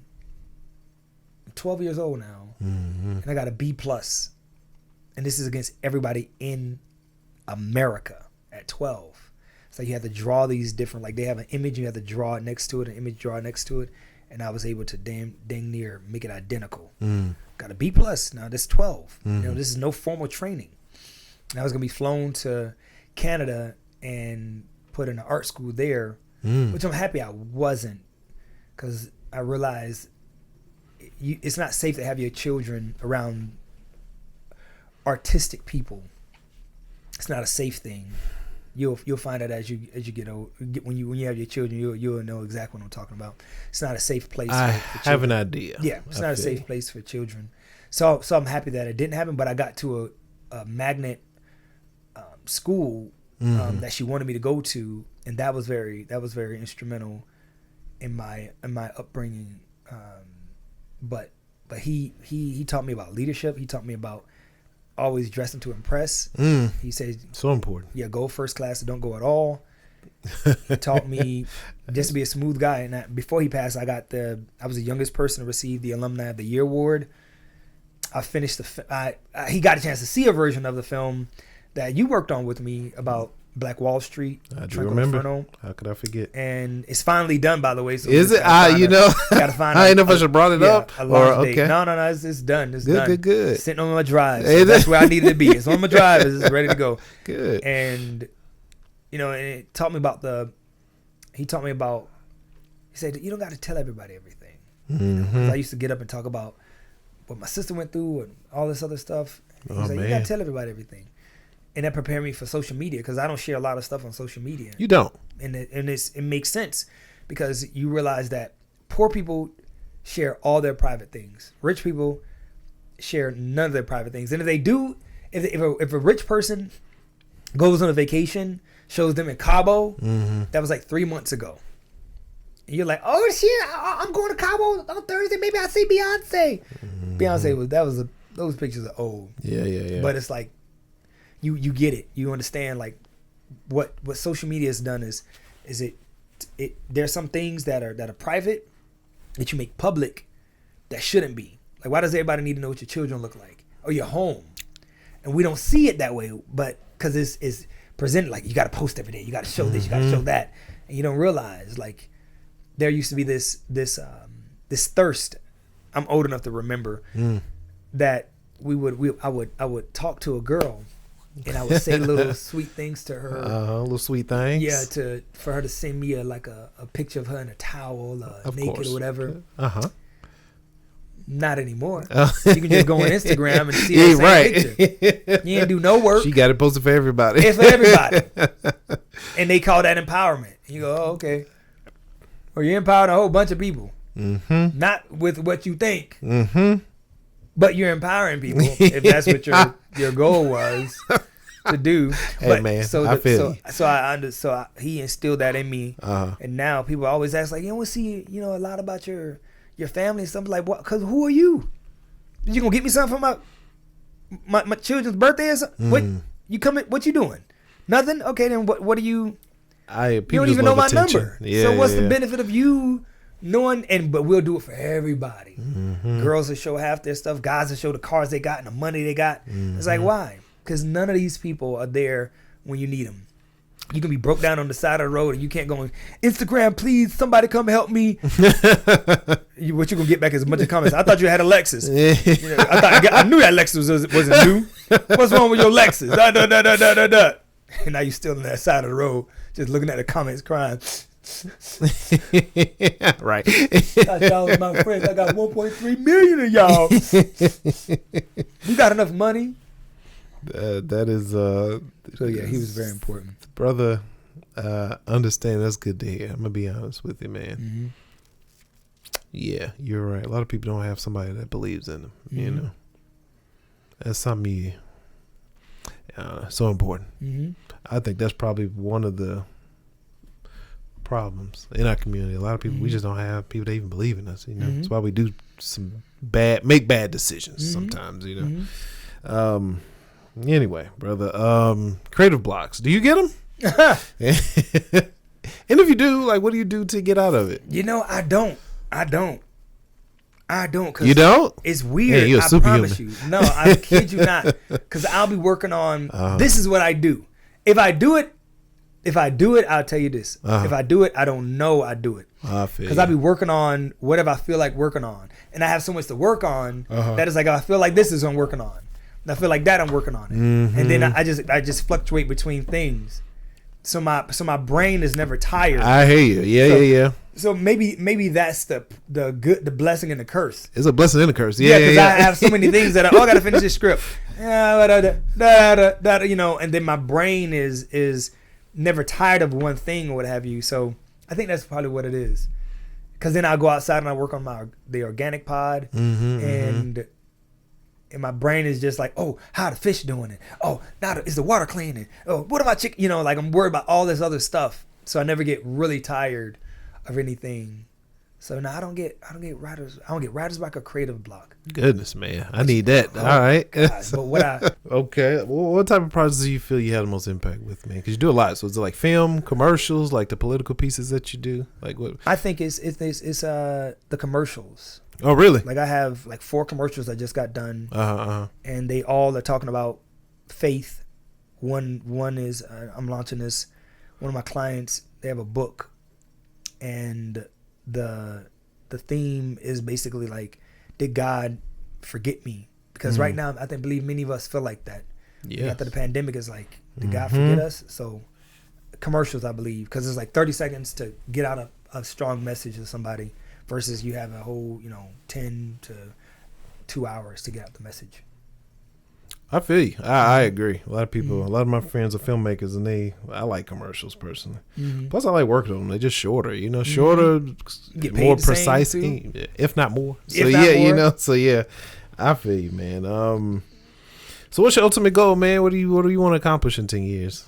In 10 years, I want to be considered one of the world's greatest filmmakers, like in history of time. I may never be better than Oscar Micheaux or Steven Spielberg or Spike Lee, but I want, when people mention their names, they go, yeah, in Egypt, like that, and LeBron James, Michael Jordan, Kobe. Like I want to be there. I may not be the first, or I may be the first, but I want to be in that conversation, because the stuff that I'm creating, I create stuff that even if it's about black people, it doesn't make I don't make the villain this over the top racist, you know? Because I think a lot of that is programming too. Like we like to think all racist people, all bad, are just so one way. It's one dimensional. It's like why is that person that way, right? What if that person they're cool with you, but they are racist, but they're just cool with you because you provide a service. Like my boxing coach was racist as all outdoors, but I didn't know it until I didn't know it until I was 30 something. I stopped boxing when I was 15. No, 17. Oh, okay. I didn't even know he was racist because I was of service. See what I'm saying? So I didn't even know he could have been an enemy. He would pick me up, drop me off, tell me stuff, train, da da da. Like, but when I talk about him to people who know him, oh yeah, man, that man is and they would say he was like racist. Like, oh yeah, he kind of say some things. They was like, oh, that man is a massive racist. I'm dead serious. They would say it like to the point where like he would like maybe he said the N-word like to keep his teeth clean or something. Like Paul Mooney said. He said the N-word to keep his teeth white. But not to me, because I was of service. You see what I'm saying? So we don't talk about that. We would just make it like he's a boxing coach, like run, Nick, run. Dance. Punch harder. N-word. Like no, he was motivational. He was encouraging. We would take pictures together. Stuff like that. And again, to this day, I talked to somebody like a few months ago, and it was just that same reaction. I was like, yeah, figured out, like people told me such and such is racist. I was like, oh yeah, he was really racist. I'm like, dang, how racist was this white guy? I'm like, man, he meant a lot to me. Like I cared about this guy. Like he was venomously racist. I mean, venomously. My gosh, he had a hood in his. You never seen a hood in his van? You was sitting in the front seat. If you sat in the back seat, you would have saw the hood and the goodness, man. He was actually a worship, not what is it called? The Grand Master in the Ku Klux Klan. He invited me to a rally one day. He was like, "Don't tell Egypt to come, because Egypt gonna find out." I was like, "What?" Man. I'm dead serious. It was, but again, that's pretty wild. But that's the thing. We don't tell those stories. That some people just may like you, but hate everybody who looks like you. But if you don't, that's so weird. It's strange, It's strange, but see, the thing is, if it's all one dimensional, that's not reality. That's like when people are like, Israel bad, Palestine good, or vice versa. It's like it can't be that, because that's not how people behave. That's not how people behave. And if you believe that, you fall into you fall for the game, because people don't react that way. It's not like, oh, that baby is out here hitting, like my son hits other children or whatever. It's like, oh, that's a bad baby. It's like, not to me. I feel you, right. To me, he does what I ask him to do. He's cute. Come and give me a hug. What are you doing? Blah, blah, blah, blah, blah. Perfect baby. He goes to school sometimes. Somebody takes a toy from him. Wow. Give me my toy back. Like, whoa, that's a bad baby. Now let's look at him for the whole day. Right. Now you judge him the whole day. You're like, oh, majority of the day he's a really good baby. But then you take a toy from him. Whip. Is he rolling? Is he rolling with the punches? Did he take out a mouthpiece? That's wild. So yeah. So what did you? So speaking on black people in general, just black Americans in general. So do you think we are doomed? Like, what couldn't save us, do you think? I think... Are we savable at this point? To be honest, I believe we're already saved. Oh. I don't think we're doomed at all. Actually, I think we're in a really great position. You think so? Yeah. How so? Because most of the people who are trying to kill us are killing themselves. Until people stop trying to make us trying to point the finger at us, the world is not going to be whole. But these people are going to keep killing each other, trying to injure us, not realizing that they're just going to injure each other. They're going to wipe each other out, because our numbers will keep going up. Yeah. Their numbers are going down because of the desire, for whatever reason or whatever they're trying to do, is not effective. That's why I wish I like, it sounds crazy, but I wish I could go to a KKK meeting like, hey, listen, let me just please listen. If y'all are trying to win, this ain't it. All right? Whatever it is, it ain't it. It ain't it. Y'all ain't, in every category, y'all are losing. And y'all wrote the categories. And y'all do the category studies. Y'all children don't develop as fast as our children. The children are sicker. You age faster. You guys get these diseases before us. Yada, yada, yada, yada, yada, yada. And it's coming from the food that you are feeding to us, but also feeding to yourselves. It's like, we got to switch this up. Maybe don't make us the target, because maybe that's backfiring on y'all. How about we work together, because the two most powerful groups of people on earth are white people and black people. We come together, we can change so much. We ain't got to, it could be like Booker T. Washington. We ain't got to come together as a fist. We can come together as separate as the five fingers. If that's what you want, that's fine. But we can come together and we can build things together without all this hate and this goofiness, because it's not working. And it hasn't worked. Again, going back to, I promise you, if you go back and look at the system of slavery, it was a system. Jim Crow was a system, and it all failed. And it all didn't last that long. We think it lasts long, but it was constant rebellion, and it was constant chaos. It never went how it was supposed to go, because it's supposed to be enacted right now. If people just stopped and said, listen, this is not the way to go, because black people are still going to be here, because we've always been here. Yes, we have. You're new here. So we've adapted to this stuff. So what's going to happen is that y'all going to wipe each other out with these bombs and the foods and all this other stuff, and all the weird ways of living, and we're still going to be here. And then it's going to be your children going to be like, well, why do we do all that? For what reason? Right. Because it's kind of like, yo, I got to get in shape for this marathon. Okay, what are you going to do? I'm going to eat donuts every day. Then you die. Then you're like diabetic and extra fat. Your children are like, but I thought you did this to win this race. I did, but it didn't benefit me, because I thought me eating this donut, I was taking the donuts away from this black donut shop. I was just going to buy all the donuts so the other black people couldn't get the donuts. And I just started eating the donuts. And now the black person got rich because I'm buying all the donuts. And then he was able to open up more donut shops, so those black people who wanted donuts, now they have other donut shops to go to. But I got diabetes and I'm dying. That's exactly what they're doing. So, and we're winning. But the thing is that we don't see the people who are in charge and doing these stupid things. I don't think they love humans. And the people who get hurt most by it, and this black guy got mad at me when I said it. I was like, the people who get most hurt by all these things are white people. And they're like, oh no, black people. I was like, okay, man, you can say what you want. But I was like, wherever you go, if you pay attention to this, I see more homeless white people everywhere. Black neighborhoods, everywhere I see more homeless white people. You go into the hospital, you see more sick white people. But they keep giving this idea that it's all these black people. I'm like, I'm looking. Because again, I don't come with that lens, because I don't hate people. So I'm not coming with that lens like somebody's superior to me or I'm inferior. I'm looking at things as is, and I'm like, oh, what? Like, how's this white man on this bench in this black neighborhood? Why is he in a white neighborhood? Why is this white guy asking for money off Cascade? Ain't no white people over here. How do you even get over here? And then you start putting two and two together.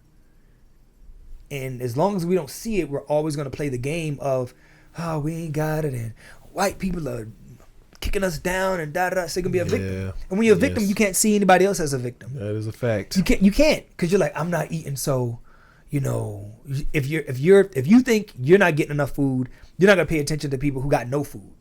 See what I'm saying? If you got on dirty shoes, you're always like, man, my shoes so dirty. So you're never looking at a person who have no shoes, who are barefoot or have no feet. And that's what's happening. So when I look objectively, I'm like, a lot of black people I know got houses, got multiple properties, they're married, they got children, they got businesses, they're living good. And I didn't come from this special upbringing. I remember my house had so many roaches. We thought that we were renting a house from the roach. I'm dead serious. I had a dog that died of fleas. Goodness, I didn't even know you could die from fleas. I didn't know that either. My dog died of fleas, had so many fleas, but the point is that, so I remember that living. I have a character that I played that's a crackhead, because I saw a crackhead and I copied the crackhead. So I ain't come from this special lifestyle. So but it allowed me to be objective. Allowed me to be able to see people, not the color. And when people, like, that's why I never worry about being like on some list, like, oh, he's going to be a black, motivator. It's like, no, I'm not. Because black people can't even accept what I'm saying. They can't, because they've been conditioned to think the opposite way. So this will never be famous. Like this part of the podcast, when they see the most watched parts, it'll be like everything I said before this, then it's like beep, then everything else, because this part is like, we don't want to hear that. Yeah, I feel you. Unfortunately, you're right. Yeah, because again, it makes you feel good. It's like black people are doing so bad, and it's like, yeah, and then you listen to the people that are saying it. Right, that too. They're all doing well. You don't know anybody on TV.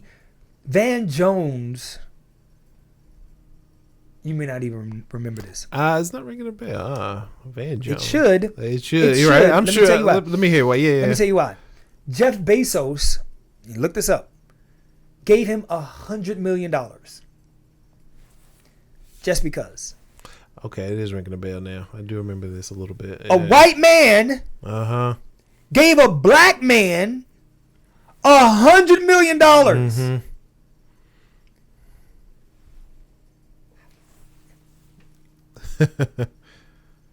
In a racist country, a white man, he just said, hey, I'm going to give you $100 million. To just, if you look that up, Jeff Bezos gave Van Jones $100 million. You would think Van Jones creates all these programs for black people to be able to allow them to do all this other stuff, to see that, look, in America, you could do da-da-da. But nope, if you listen to what he say, most of it is like, this is happening because of racism. But it wasn't racism when a white man gave you, I ain't say $100. You may think I'm saying $100 or a million. I ain't say a million. I know we talking billions now. 100 million. If you gave any person, Van Jones is like 50. If you gave any person 50 years old $100 million, they could splurge $2 million every year for their life and die a millionaire. And still die a millionaire. Not even invest it. Just buying the dumbest stuff. But you don't hear him talking about how well we're doing and how, and there's nothing against him, but again, this right. You're supposed to do that. Even and I donated to his campaign. Cornel West. I donated to RFK's campaign. So I'm not, knocking these people. I believe in these people. But even when I listen to him, it's all that black stuff and trans this and that. I'm like, dang, y'all ain't nobody doing good. We all everybody want to come to America. This place that's doing so bad and all these races, they hate Mexicans and all these other, they want to come here. Really? It's kind of funny. Like, why would you want to come to a place when you can be like, as soon as I get there, they's going to be mad at me and cause me a... So, no, I don't think we're doing bad. I don't think we're doomed. Okay. I think the way that the people who are running the show ahead of it are dooming themselves. Because even when they talk about getting rid of meat and doing all this plant-based stuff and that has all this sodium and stuff, it's like, we're not eating that stuff. They are. They're going to have high blood pressure, hypertension. They're going to die. And then it's going to be like, oh, climate change. But y'all spraying the stuff in the sky. Yeah. We see you spraying it. Yes. Yep. So you mean you can dictate the weather, but you're trying to make us believe in climate? So we're not going to believe in it. So what's going to happen is you're going to do stuff to make us believe, but your people are going to believe. Our children, I mean, a few goofballs, but mostly it's your children protesting this stuff.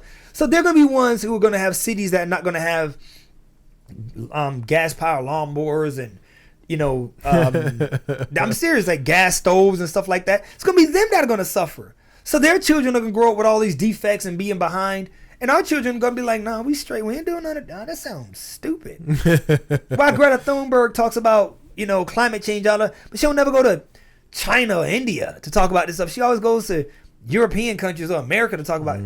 It's kind of goofy. Even black people I know who know her, they're like, yo, I don't think she's like black people. Why? Because again, it's like she's going to destroy her own people and do it under the guise of, helping. And that's what they're doing. It is what yes. At the end of the day, so it's not for me. I'm sitting there like, yo, like, y'all need to let me come holler at you. Because you're going to be like, oh, man, he love white people. It's like, no, it's not that. I'm just, the way y'all doing it. It's like, I want to barbecue some stuff. Yeah. So how we going to do this? Oh, let me see. This is the way we're going to barbecue stuff. We're going to put everything in some water and put some oil in it. Not cooking oil, like car oil. Then we're going to put it on the grill. We're going to bring the whole family around. We're going to light the grill up. Then we're all going to, the family will stand around and everybody going to hold somebody, get some of that good stuff on their hands. And then we're going to throw it in there. And we're all going to put our hands near the fire.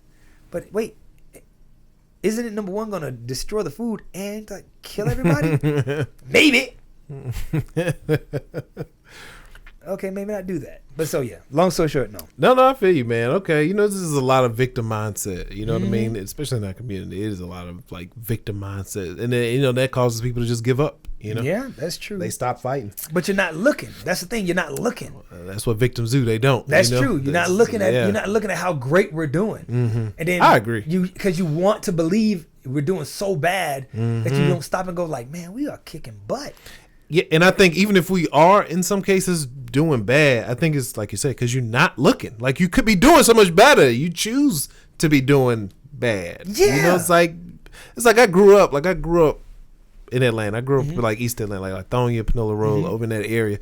I'm like, and you would think I grew up in the ghetto or the hood, and I'm like, everybody here got big houses, like, you know, we got cars. Nobody, you know, we're not shooting each other and stuff. Why? I would call them like BET gangsters, you know, when I was in high school. Like, yo, we good. Why y'all tearing this area apart? Right. Like, stop. You know, like, it's just the victim mindset. People just, I don't know, man. The media just has played a big, just toe our community up sometimes. You know? We choose sometimes to see the bad. You know, it's like, we fine, y'all. Calm, you know. No black child grows up dreaming to live anywhere else. But other black children that don't live in America dream of coming here. True. Think about that. Mm-hmm. You can go anywhere. You can go like, hey, if we could swap places, how long would it take you to say yes? Yes. Yeah, right. Exactly. Here are my bags. Yeah, right. Like, damn, you had them ready. Right. No, but in the time that you were talking, we got everything from my house. Are we going to swap places now? Do you want to live where I live? Right. No black person on earth would rather be where they are in comparison, and if they had the opportunity to be where we are. No black person. But we'll be quick to be like, America's so racist, so evil, and da-da-da. Okay, go somewhere else. Go somewhere else. Right. And look, here's the funny thing. You probably ain't been nowhere else. That's the problem, right? You don't know no better. Have you been outside of America? Nah. You just saw that country on Instagram. You saw like the hotel. Okay. But you ain't seen nothing else though. Okay. All right.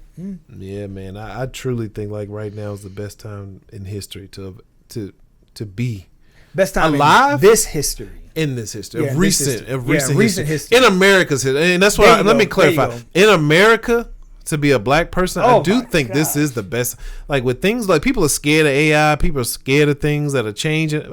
Hey, man, this is our time. Like, heck yeah, this is the time. Like this, like you have for the first time in history, these companies, these big companies, don't know what to do. Like you got Netflix, Disney. I work at Warner Brothers. They don't know what to do right now. This is the chance. Like this is our time, especially with content. Like come on, this is our opportunity to like grow, to create something. This is the first time in history, in American history, that we don't need gatekeepers. You know, like we can shoot this right now, upload it straight to the world. You know what I mean? To the world, and it's no one's stopping. Right, the proper the keywords and exactly. Now it's viral. Exactly. Checking out snippets or whatever that said this, that, I'm giving people the impression that the guy said this and when it's really that. But then they got to watch the whole thing to find out. Millions of views just like that. Yep. Opportunity. And then even like I'm telling people like, yo, AI ain't even about us. Crypto, all that stuff ain't even about us.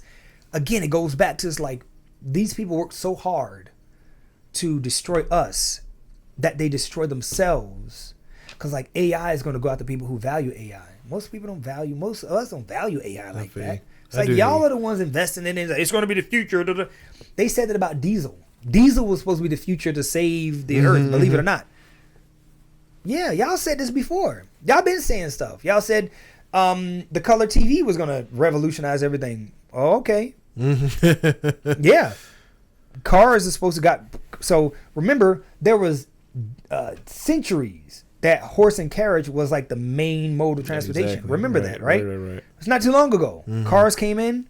Now ain't nobody gonna have a job. No, now people just became mechanics. Now people, would pour gasoline in your car for you, whatever. Yeah, I understand. Then there are people that became auto brokers. There are people that start selling cars. There was a whole new industry that came about, exactly. right? That now has even more people working. Right.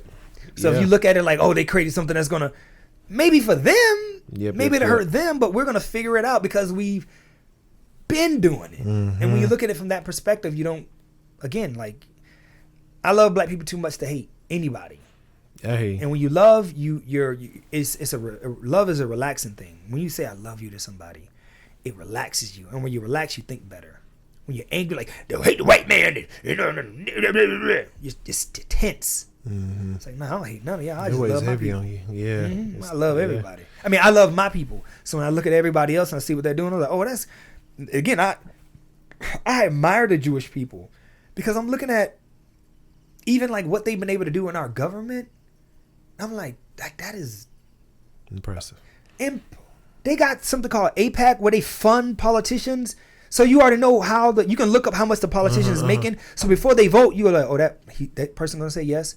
Like, that's genius. We got something called the Congressional Black Caucus. You already know based off who funds them how they're gonna move. Exactly. And you're like, yo, like that's brilliant. You know the Congressional Black Caucus is gonna do whatever the Democrats say because those are the people who they're taught to follow, and many of them ain't even getting paid.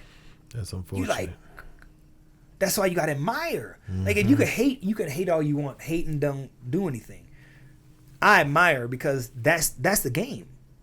So why don't black people create you create a pact and you pay the politicians to do your bidding, just like the Jewish people are doing? Oh no, because that's not how you. But in your perspective, you think the way you're doing it is going to work. Like, so just keep the same people in office because they are Democrat. This guy came to my door the other day saying, basically, he's Democrat or nothing else. And I was like, huh. And I asked him, I said, yo, you're older than me. It's like, can you tell me something you got for, like, something they did for black people? He was like, so it was funny.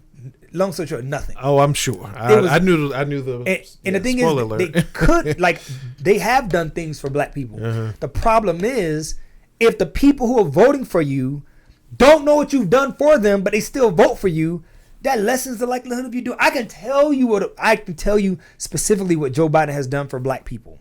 I can tell you that. I can go from the Emmett Till anti-lynching bill to even, they use Juneteenth as a thing he's done for black people. I can say that. Yes. But if the people who vote for you can't do that, that means they're just part of a cult. Exactly. Which means they have no power. The cult leader, once you got you in a cult, don't have to work on you anymore. And I was like, I don't even hate them for doing it. I don't even hate how they did it. I admire it because now they ain't got to worry about black people. They come to the black church and, and say, vote for me, or, Trump gonna be racist. And they're like, yeah. And that's it. Right, yeah. And you got to sit back and go, I be in church like, get him. Keep doing it. Y'all clap louder. Say hallelujah to them too. Yeah. Because it's you can be upset. They say in our community we say, don't hate the player, hate the game. And I'm looking at the game they're doing. I'm like, listen, you ain't gonna catch me at no moment in my life going like, oh, white people are so evil, they deserve to be dead. I'm like, nah, you better write that stuff down. Think about getting some of the smartest black people say the dumbest stuff, and then you listen to who told them that. You go, oh, you got this person with these degrees that can't think. Yep. I had people that don't even. I got an argument with this one person or what have you, and I had to stop them like, hey. We're not about to argue over who's the better white man. Like, I'm not going to do that. Like, I don't even do that. And I was like, you really about to, like, I can't talk to somebody who, I was like, whoa, hey, you're not about to disconnect this friendship over an argument on who's the better white man. That don't even make sense. But they'll do that just like that. And I was like, you better, when these white people do this stuff, you better clap and learn. Because that's how you can raise your children. You can raise your children to look at you that way and be dedicated and loyal to you as a parent that way, or your spouse, your significant other, your friends, doing the same thing and building up your relationships that way where people trust the words that you say even if you lie. Like, that stuff is admirable, but you spend all your time hating. Like, that's why whenever, even like the pro-black people, when they be spewing some of this hate stuff, and I'm like, I can't vibe with you. Because you don't get the point. That's the worst. You're missing it. You're missing the point. If you are pro-black and you hate white people, you're missing the point. You're just, it's for fun. You're just trying to get clicks. Because if you're pro-black, you shouldn't even be You should be looking at how they like. Wait, so how do they do that? Like right. in Louisiana, I agree. Like in Louisiana, they just made a whole parish a part of I forgot where, but it's a part of Louisiana that they now they made it like basically their own district, and it's just like it's like 80% white. And they just cut it off of that part of Louisiana, and now they got their own district, so they can have their own school system and stuff, whatever. They're like, oh, it's racist. White people wanted to go to their own area. I'm like, nope. I would look at it like, how did they do that? Sounds similar to what Stonecrest tried to do. And Stonecrest did it. Right, and they did it. Right. And you go like, exactly. And now look at Stonecrest. I get emails all the time from things that they're doing there. Beautiful, like what stuff that they're building up over there, events that they're bringing there. They're bringing celebrities this weekend. I'm like, yeah, that's how you look at it. Like, oh, they did that because they didn't want to be their children to grow up and have to deal with the craziness of these like chaotic, counties nearby. They want to create their own county, but in that county can go to those schools, whatever, rather than having their children have to deal with, these are children who are growing up in homes and they know their neighbors, and these other children are growing up and they're transient, so they're like apartments, whatever, that they're going to be in for like a couple years and then they're going to leave or whatever. So these children are going to be interacting with people who are temporary. That's not good. That's not how you build a foundation. It's like, nah, I was like, hey man, that ain't racist. I haven't been keeping up with Stonecrest, but I'm glad to hear that they're doing good. Oh, they're doing really because good. that was a great move. I don't think people understand how important or great that was. So but see, that's part of when you look at black people and you expect great things. You see that right. When you're constantly like, oh, then you look at like, there was a shooting the other day. Man, black people always killing each other. You are so right, and that's just that stuff is the loudest. You know what I mean? You don't hear about the positive things. It takes like 100 positive things for you to finally hear something. One bad thing destroys those past 100 things, though. So it's like right. And they looking out for it. They're not even trying to hear the positive stuff. So yeah, man, that's unfortunate. What do you think it would take for us to learn to play the game? Because I don't think a lot of us even understand the game. Like even amongst my peers, it was one of the motivations for me starting this, man. Was I just feel like a lot of my people, we just are emotionally driven, and I know it's not all, but I'm just saying, it's a problem. Some of us are, and it's like can you see the bigger picture? Like some of us don't see the bigger picture. Because I think that the simple answer is they're not supposed to. And not supposed to. You don't need a bunch of. We have how many NFL owners? Hey man, yes. 27. You got a whole bunch of people who spend their entire lives hoping to be one of the 400 players or 300 players or whatever. You only need 27. You don't need everybody to get the vision. Hey, I want to own a football team one day. Nope. You just need 27 people. And now you got a whole industry. Think about it. Less than 30 people run an entire league. As a matter of fact, it's not even Mr. Ruffin would have been mad at me if I'd said matter of fact. Matter of fact. That's interesting. Think about it like that. Basketball the same way. What is it? 28 teams or what have you? 28 owners. Got all these people jumping up and down for 20-something people. Yeah, when you put it that way, it does sound kind of strange. Whatever those 27 people agree on is what all those, not just the players, right? The college, the high school, the middle school, all now are going to be in agreement upon. So if the 30 owners hypothetically make an agreement that, hey, we're not going to have any more Shaqs because it slows the game down because he's too dominant. So we're going to have like more like Hakeem Olajuwons, more people that are shooting threes. We're gonna make sure the marketing is on the bigs that can shoot threes. Now you don't see a Shaq anymore. Notice that there's no Shaqs. No, you're right. There are no Shaqs. There are no people that sit in the paint and just do the most effective form of basketball. Now you got these big Joel Embiid out in the perimeter shooting threes. He could just literally be in the middle. Give me the ball. dunk, 100 points a game. No, you're right. Victor Wembanyama. Yeah, same goodness. thing. This dude is 7'5". Goodness, yeah. Why is he out? Right. Why is he not just in the middle? Throw me the ball. He ain't even got to jump. I saw him dunk. He didn't even jump. He just was on his tippy toes a little bit. Right, tippy toes. But if he's standing near the basket, he just stands up. Uh-huh. But because there was 20, some people said, you know what? It was too easy for Shaq. We need to change it up. Mm-hmm. And now you have children in middle school who are a little bit tall out on the 3-point line. No, you're right. You changed. Yeah, you're right. 20, 30 people. Mm-hmm. Hey, media. This is the next person. So it went from Magic, Bird, Jordan, and it was like that little bit of Kobe, and then it was LeBron, and it's been LeBron. Mm-hmm. Somebody, it has been, yeah. Those people made that decision. It wasn't the media. Those people made that decision, making him the face of it. I hear you. Yeah. It makes sense. That's the power of just a handful. So you don't have to worry about everybody getting it. Because also everybody would get in the way if they got it. Everybody got a chance to make a decision about it. They'll get in the way. Because many people want to be the leader, and they should not even be in the room. But they want to be the leader. They want to be. Hey, but can I be the person making the speech? Nah, man. You need to.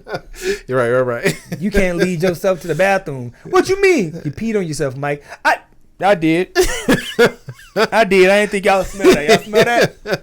Can you smell this on camera? They still be trying to tell people what to do, even after seeing they wrong. Yeah, I'm just going to. But yeah, so everybody ain't need it. You need to do this, and you'll put other people on to eventually run camera, eventually do, editing, eventually do color correction, eventually do, I'm talking about on site. Like right.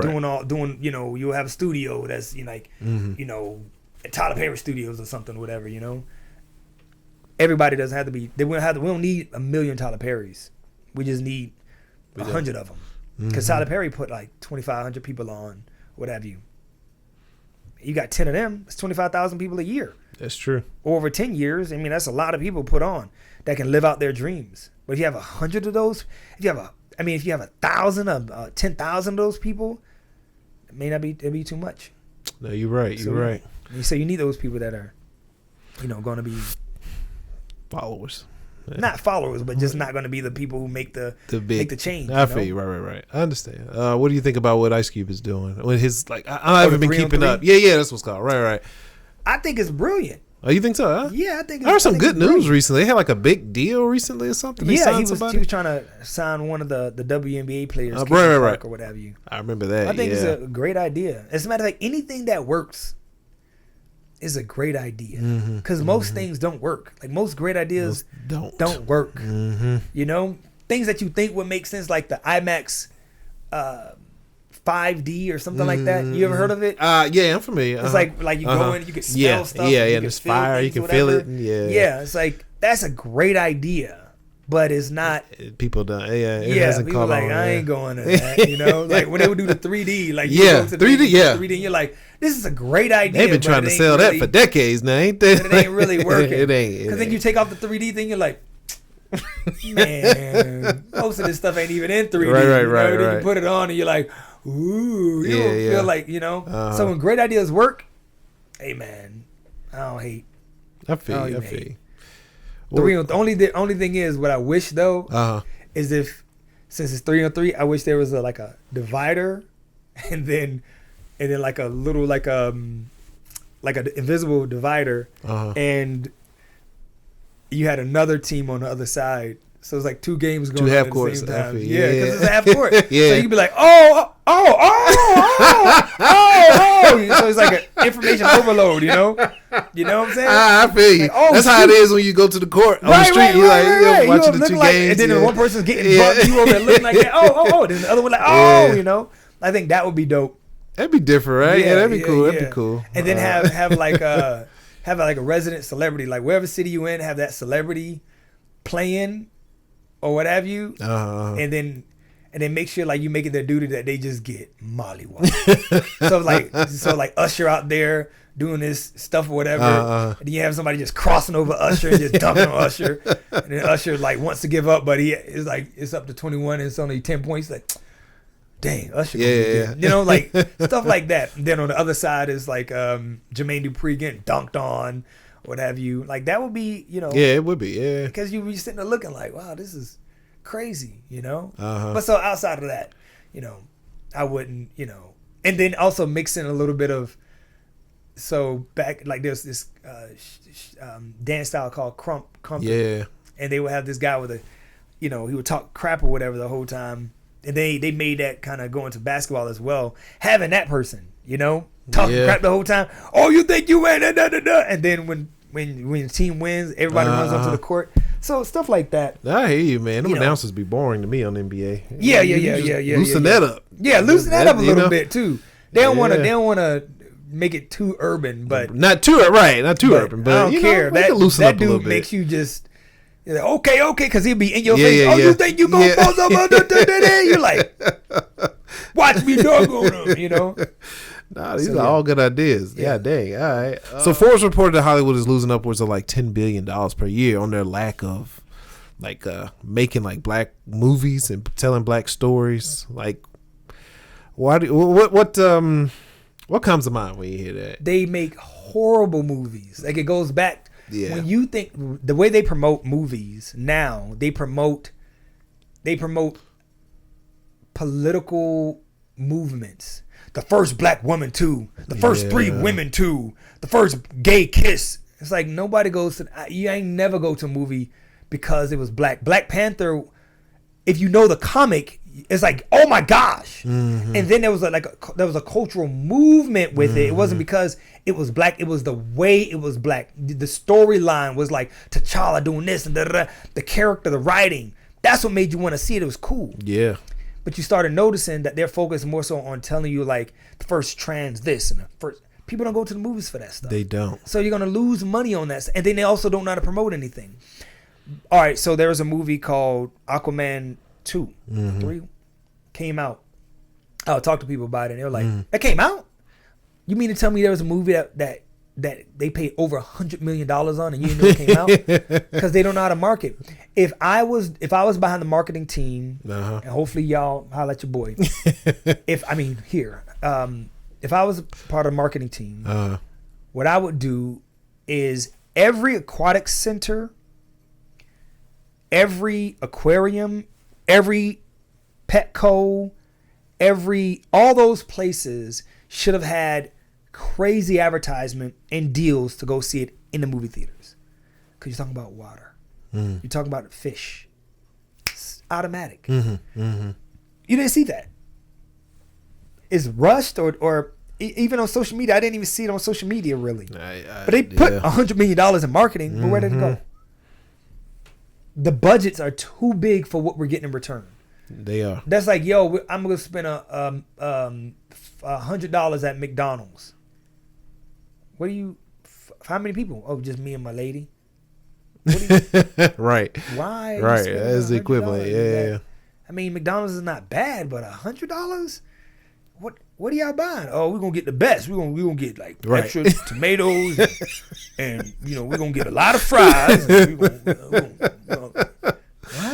$100? You think that's the best way for her birthday? Yeah, we're gonna try to. We're gonna get a McFlurry. We're gonna get the big one. It's only one size. Well, we're gonna get 2. Me and her, and we're gonna get all the toppings. They're gonna make it big. That doesn't make sense. It doesn't, man. So that's what the problem is. They're not promoting it properly. They're doing it for the wrong reasons. They're putting in themes to get a message across that doesn't resonate. Because again, like when people write different lifestyles and different cultures into something for the sake of it checking a box, right? It's gonna always look like checking a box. Oh, they got 3 women like Miss the Marvels. They got 3 women in in the film. This is the first time it happened, and 3 female superheroes, and it's like, okay, is it good? Right. The main question you should be asking is it a good movie? Is it a good movie? Yeah, you just check it, like you say, checking boxes. Checking a box. There's an Indian, there's a black woman, there's a white woman. Yep. So, like, what's the storyline?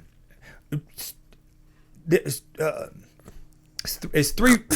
So it's okay. Maybe I didn't say it. It's three women who are superheroes in a Marvel film, and they're all named Miss Marvel. One is Indian, one is black, one is white. Yeah, no, I got that part. Yeah, from the trailer.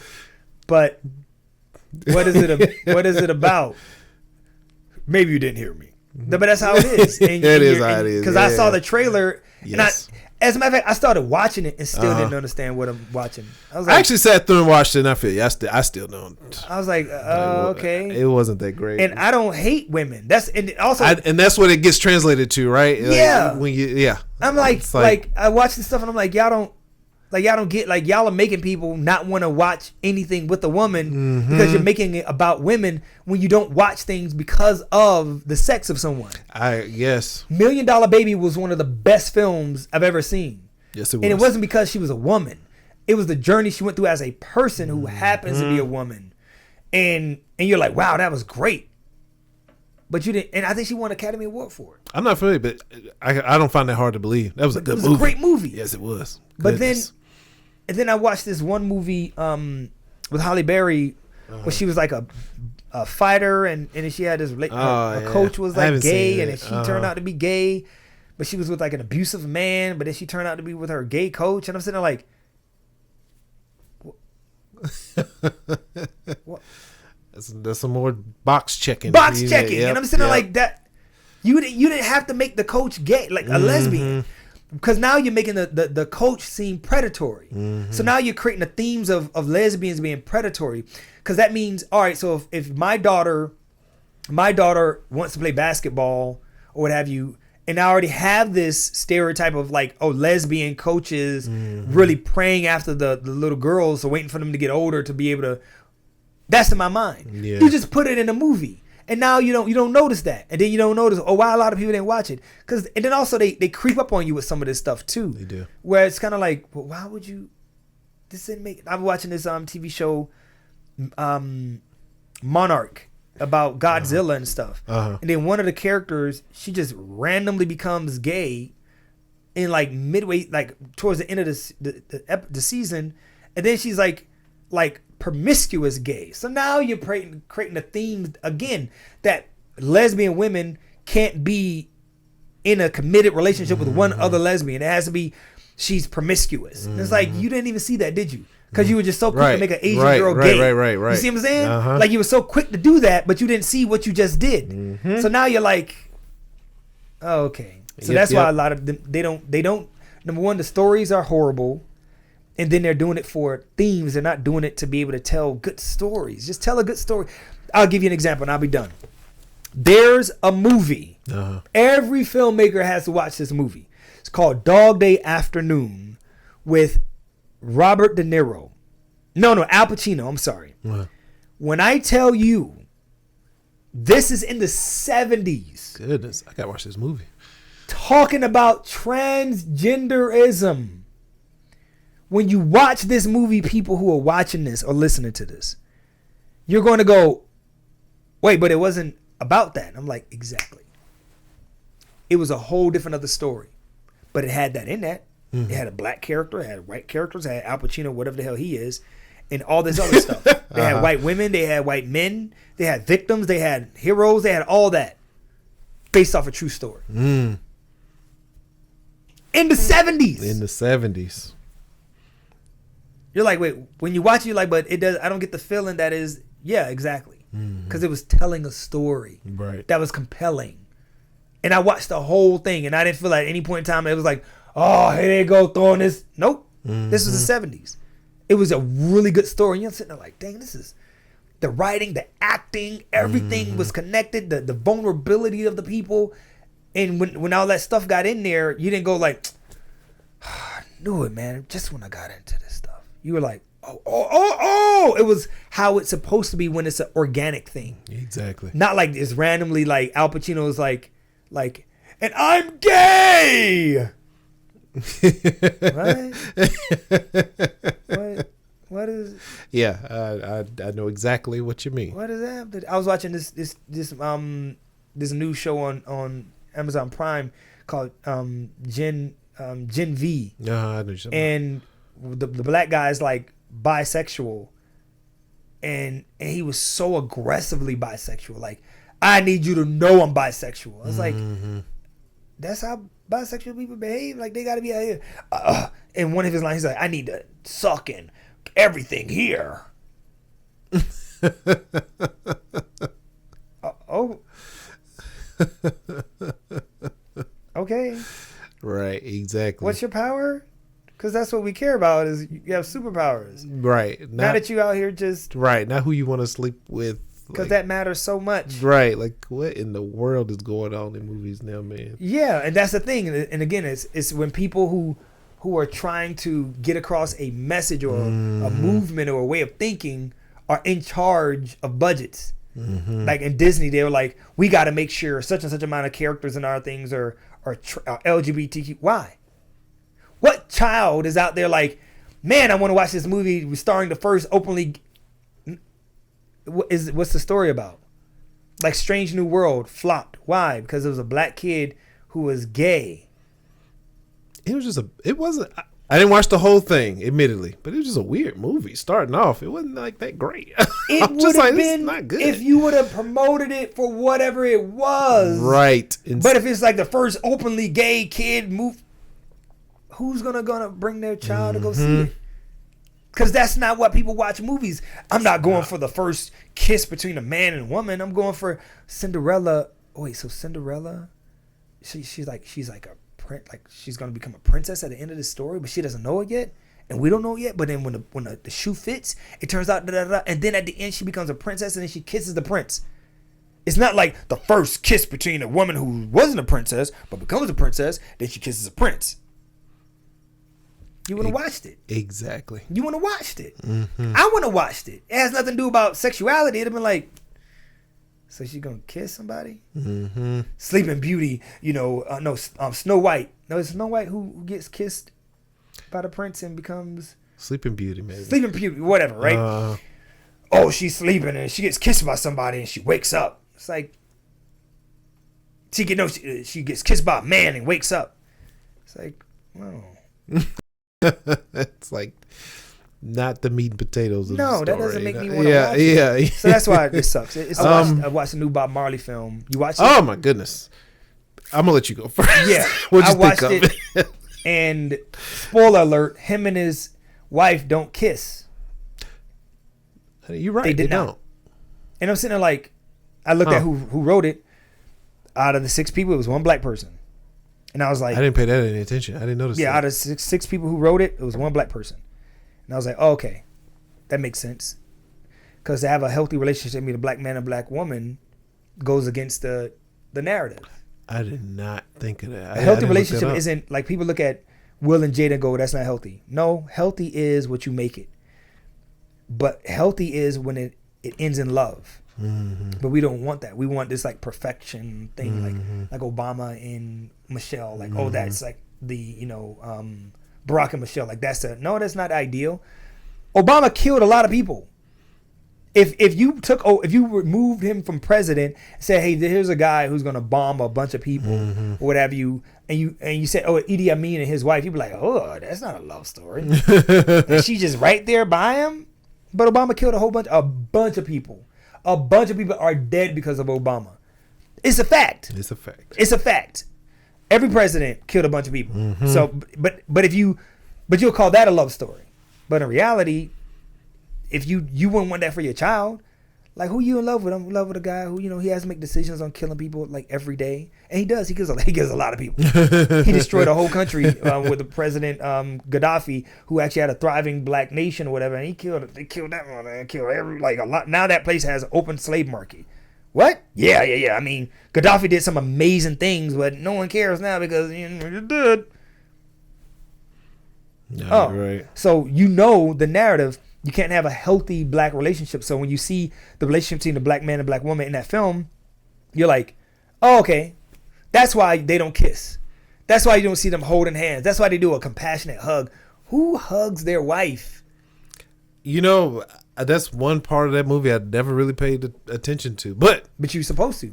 Wait. Watch this. What emotional what emotional attachment did you have when the film was over? And that's the point. That's what I was going to say. That movie was just not a good movie. That movie was horrible. Yeah. You didn't feel anything. One of the most prolific, iconic people on earth. History, yes. On earth. Yep. The acting was superb. The guy who played him, I was crazy. The acting was great. I was like, this dude could do so. They didn't even challenge him as an actor. They didn't. I would have had him, like when he had the incident with his friend, like that was supposed to be longer.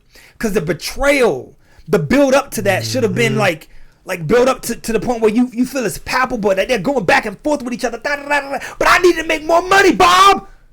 I took 6 bullets for you. And what do I get? This is it. Man, I pee blood, man. So yeah, I take a little bit off the side because I can't come to you because you don't want to make money, Bob. But I need to eat. And you will do this to me? I took 6 bullets for you, man.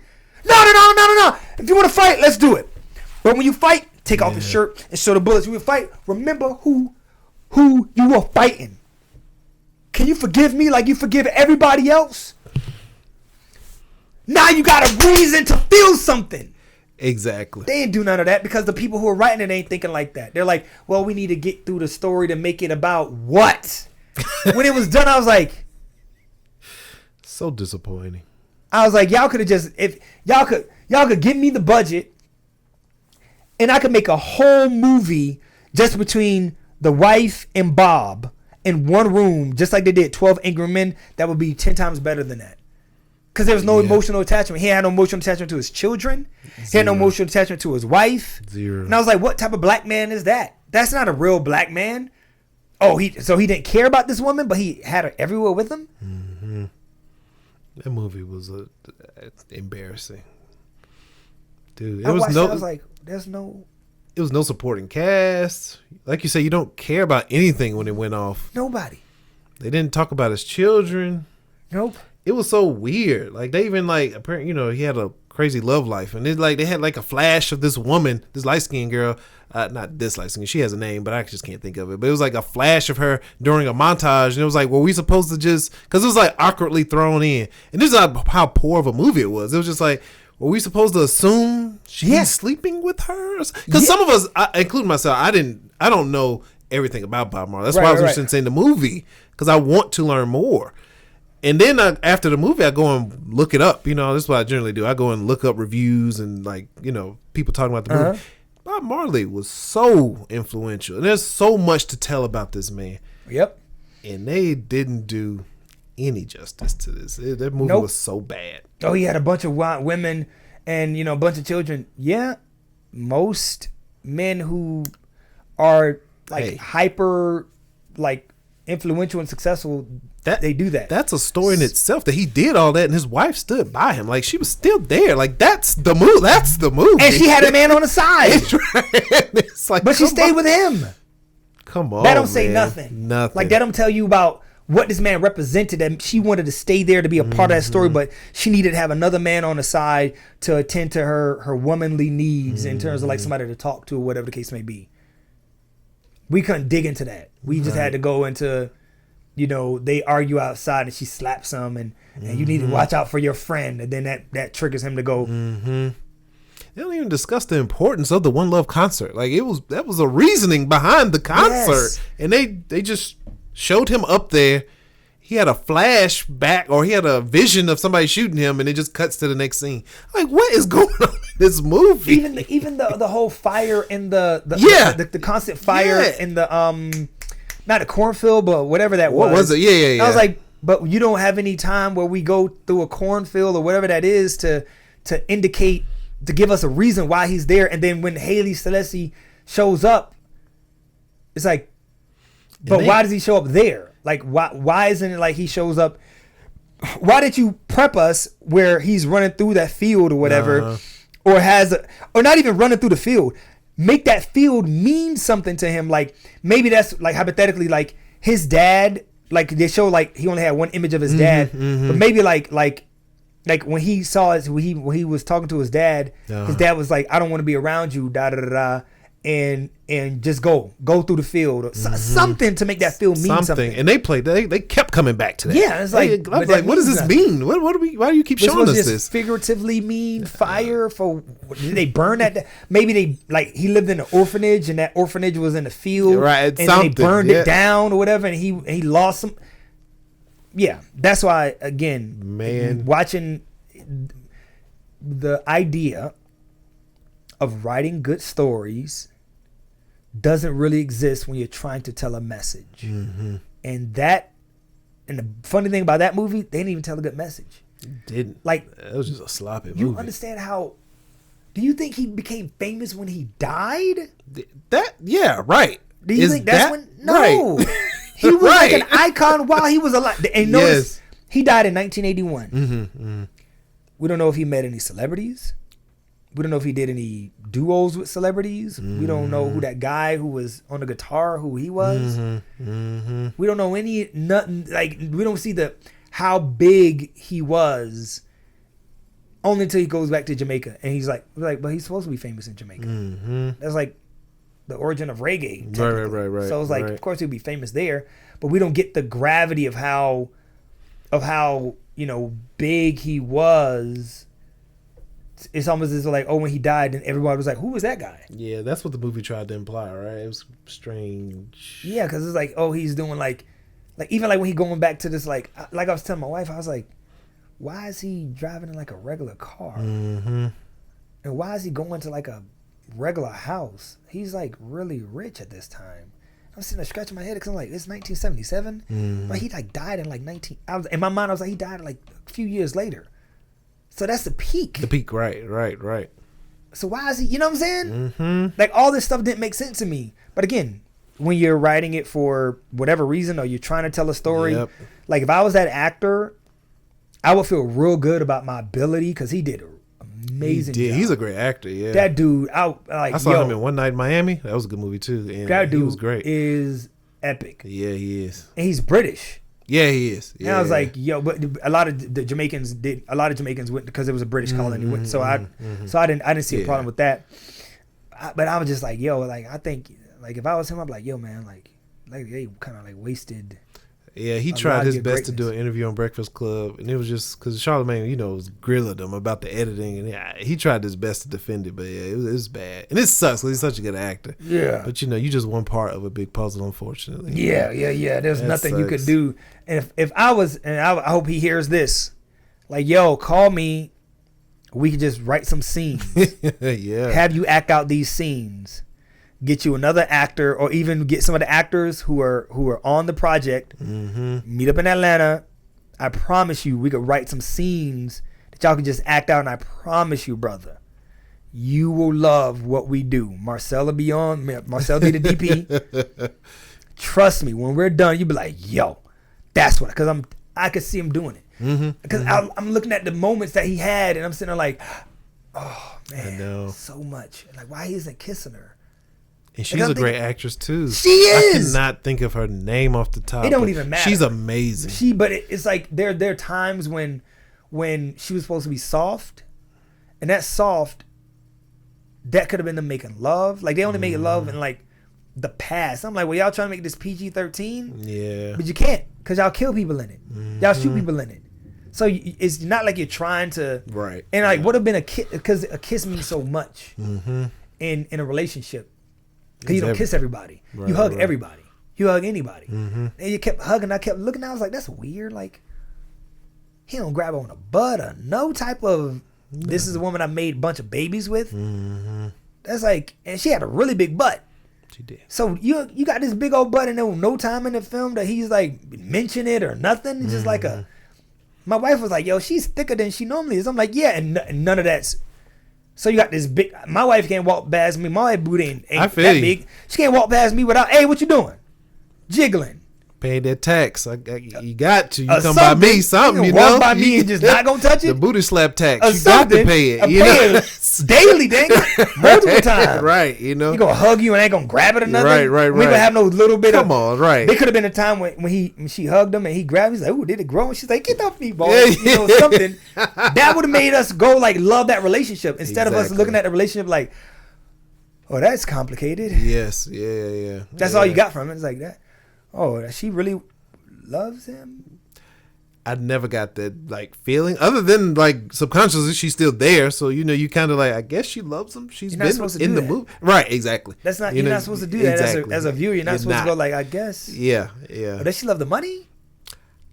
Or does she love the fame? It's up for your interpretation, apparently. And that ain't supposed to be that. It's not supposed to be. I believed in the dream. I gave up my dreams for your dreams. Exactly. Why? Why'd you do that? Now he's famous. You can just say, hey, we're going to have these other women. Mm-hmm. She's like, I had opportunities. Remember she said, I had opportunities. I had the chance to da-da-da. Mm-hmm. And he could go, yeah, okay, look, you gave up these opportunities for me. I'm famous now, right? Mm-hmm. Now go for your opportunities. And I can actually co-sign for you to do these other things now. Because now I'm Bob Marley. Right. Why are you still singing backup? That don't even make sense. Mm-hmm. That's like, I'm now this like famous, multi-billion-dollar director and you're my DP. But your dream is to have your own projects. But you're giving it up for my... You'll be like, hey, Egypt.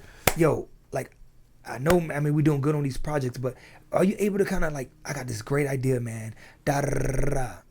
If I say, hell no, you just going to be behind that camera. You'll be like, all this money I done made with you, I'm just going to leave. Right. Exactly. You're going to find somebody else. Mm-hmm. All she's doing, it wasn't like she was an amazing singer. Mm-hmm. If you're a backup singer with other backup singers, now if you are the backup singer, that's different. That means your voice is something special. Mm-hmm. She was one of. That means he could have had another person replace, because remember, she wasn't there at times in the film anyway. Exactly. Right. So you're like, why did she sacrifice to? The movie does not explain any of these things. What advice would you give the next filmmaker coming up, specifically little black boys, little black girls that want to be filmmakers? What advice would you give them? Be so confident and cocky that you can do it, and you can do it at a high level, that you don't allow anybody or any reason to stop you. I feel you. That's it. Don't walk around being humble or if I get the opportunity, believe that you can do it. There's a young man by the name of Bobby Huntley. Mm-hmm. Oh yeah, Bobby Huntley. This dude, he'll do a film with like a little to no budget, and it'll look better than some of the stuff in the movie theaters. I'm sitting there every time I look at him, I'm like, I don't even think you understand your faith. Because I look at these things and I'm just looking at trailers, like, and I'm sitting there like, dude, do you know? Like, do you know? But that's an example of it. No, I hear you. And he's very talented. He's amazingly talented. Mm-hmm. But the next group, I want to see a bunch of walking superhumans. I hear you, who man. believe, because otherwise, all this, like the black church, is doing themselves a disservice year after year by not reminding these children that the purpose of Jesus is to let you know, as a man, you can do what Jesus could do. Mm-hmm. And if we don't stop just praising the idea of Jesus, then we're never going to get it. Like it goes back to, I always make the joke. I say the way the black church works is there's people living in a slum. Mm-hmm.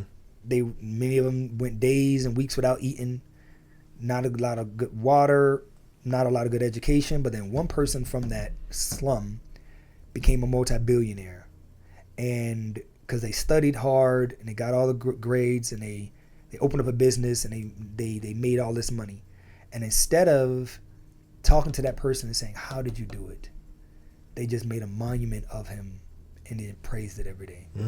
That's exactly what we do with Jesus. I agree. We don't say, oh, he came from here, I agree, so I can do what he did by following what he did. Mm-hmm. Instead we go, look at this monument of this person. No, I agree. You saw what they did? That was awesome. I think that is the problem a lot of times with religion in the black community. We give up our power to, like you said, to praise these statues and things. It's like, it lives within you. Like, tap into that and go do something. You know, like you just sitting there on your knees praying all day. Like, get up. It's in you. Like, you don't have to. Like, it's anyway. Faith without works is dead. That's right. That's in the Bible. Yes, it is. Okay, brother. What projects are you currently working on? So right now I'm working on a Christian author's book and marketing his book. and I'm getting ready to launch Tranquil Inferno, the film about Black Wall Street, and then that's a story that needs to be told. Oh yeah, especially the way that's told too. And then I'm working on this device called the Organic Pod. It's a solar power device that doesn't use fertilizer or pesticides to allow you to farm up to 500 fish. I'm talking about catfish, brim bass, up to 50 chickens. So you'll never have to worry about eggs again. Like, I promise you, never have to worry about the price of eggs again. And almost unlimited yield of fruits and vegetables like strawberries, tomatoes, lettuce. And we're working on an app, so those who have the Organic Pod can barter with those who do. So if you have too many catfish and I have too many eggs, we can barter. So now the people are able to feed themselves, and that's like a problem solved, because right now we're a people that rely on others to feed us, and that's not going to go well. Brother, I understand. There's an attack on that as well. And again, it doesn't only affect us. The people that get mostly affected aren't us, which is, again, I wish all the people who are out there trying to contaminate the food, please, let's have a conversation. Everybody who runs the world, the WEF, the WHO, NATO, the leaders, you may not think I'm nobody important, but please, let's sit down. CIA, FBI, let's all have a meeting. I'm going to show you something that y'all ain't seeing, because y'all are heading for disaster. Your children may not even see this next generation the way you guys are headed. I'm telling you, the way you're doing it is wrong, but you can't see it because you're doing well. So when you're doing well, you don't notice that everything else is on fire because you're in the shade and you're cool. But everything behind you is burning, and you think you're setting it on blaze on purpose, not realizing that everything that you stand on, it's not going to be a great reset in the way that you think it is, because the people are waking up when they're supposed to still be sleeping. So yeah. So that's what I'm working on, and that's what occupies most of my time right now. And with the Organic Pod, I actually have a version that can sit on an acre of land and feed 6,000 people sustainably. Gracious. And that changes things, because right now they're talking about sustainability and all this other stuff. In retrospect, it's actually not like the way that they are pushing these themes and these theories is not organic. It's not. And I'm not talking about just the food isn't. I'm talking about the way they're pushing it is not organic. And if they keep heading the way that they're heading, it's like no food is going to be good. Like, even like they're talking about people eating bugs. People aren't going to eat bugs voluntarily. Even by force, eventually they're going to see other people who are not eating bugs. Those people are going to be victims. And the people who are, you can make the military eat good food, but as long as the military is married to somebody who's not in military, and that person's family is eating bugs, it's going to crumble. So I haven't said a bug thing, but you look it up. It's actually a real thing. No, you know about that? Maybe not. Oh, please. So there's a goal right now to get people to get away from eating meat and start to eat bugs. Oh, yeah, it's a real thing. Like, it's a real thing. I'm thinking like legit, a real thing. When you look it up, you be like, oh wait, what? Like Beyond Meat and all that other stuff. They're trying to get people away from eating meat. Right? Yeah, Beyond Meat. I guess that's where my mind was going. Yeah, but at first, right? Beyond Meat is not the bugs, but if you look at the ingredients of Beyond Meat, it's like plant based, but it's like plant-ish things, like the. You know what? I've never looked at the ingredients of. I got a video of me looking at the package. The marketing just makes you think it's healthy because it's not healthy. Meat. It is not healthy. Yeah. Okay. At all. Okay. But that's again, people. If we sit down together, I promise you, whatever your ambitions are, we can accomplish it and make it good for people, not the way you're headed. People ain't eating bugs. People can still eat beef, chicken, fish, and eat healthy. And if your goal is to get people corralled so they can do whatever you want, you know what? People who are doing well will probably want to do well. But when you're making people sick, you don't recognize how, like, the trickle effect of that. Like, y'all ain't getting it. But we can work together. But I'm dead serious too. Like, not like, because again, I don't look at people as evil or good. I just look at people as like whatever their ambitions are. Many times their ambitions aren't they don't align with humanity. And it's like you can change that. Like you can make it align with humanity and building humanity, and not in like this seemingly demonic way. Because you look at what happened during the pandemic, you're like, so you're trying to get people going vaccine passports and all this other goofiness, and you think that like that's the route to go, but it's like that's not going to work. Like if you're trying to get people to do what you want them to do, it's like that's not going to work. You're going to have more people rebel, and you're going to lose. And then with the reset you think is going to happen, is going to be the complete opposite, because more people are going to band together. You're making people come together now, and you don't have enough military for that, because the military is still people. If the military was like robots, but then how long do you think the robots are going to be against just those people and not you? Because the robots are programmed to see, like they did this thing where they had like it's called Genesis AI, where the people program the AI to not look at white people as good. So when you said white love, two white people in love, it's like we can't do that. It literally happened. It just happened. Wow. So you imagine you're going to create if you create AI robots who are supposed to kill black people or whatever, the people that band together, they're going to go after. If the AI is able to think about who's bad, they're not going to go after the masses. They're going to go after the small few. Because they're going to see them as bad. Right. That's why the way that they're going, it's like they don't have anybody who can think freely of them thinking. It's just all these people who are like rejects from like different sectors of the world who should have been in prison, or people that were never like the cool people in school that are making these decisions. They don't know how people work. So you look at like during COVID, I was sitting there like, somebody really thought this. People are doing all this because they're forced to do it, but eventually, and it happened. Like in many places, they revolted. They literally just revolted. They said, I ain't doing this anymore. Yeah. And then eventually, enough people revolt. Whatever you plan on doing is not going to work. So that's my next thing. Because food, we need to have healthy food. Because without healthy food, it doesn't matter. Like you're not going to have AI fix AI. You're not going to have robots fixing robots. Because the robots aren't going to be able to sustain themselves, because they're going to need certain types of power, and that has to be farmed, that has to be refined, and all. And humans still do a lot of that stuff. And the way that they're headed, they think the slave labor in the Congo is going to be enough. Eventually, those people are going to rebel as well, because it's not going to be enough of people around. Too many people are going to be doing too good for people to go like, all right, cool, I'm just going to let you eat good. And I'm not. Right. It's like, it's 1,000 of us. It's like 2 of them. Okay. Apartheid wasn't going to last that long, because it was 80-1. Eventually, they're going to be like, nah, we ain't going to. That's why they rebelled, because they were like, nah, it's too many of us. So, yeah. I understand. Where can people find you? My website of Egypt.com. Website of EGYPT.com. That's the best place to find me, find my work, and contact me. Okay, before we go, brother, let me ask you these few rapid fire questions. I generally like to end these interviews with some quick rapid fire, like kind of either ors, would you rather type questions. Boom, quick. Bam, bam, bam. First question, brother, Tyler Perry or Spike Lee? Spike Lee. All right, I kind of saw that coming. Number 2, King or Malcolm? Malcolm. Brother, right on. Number 3, Night Owl or Morning Bird?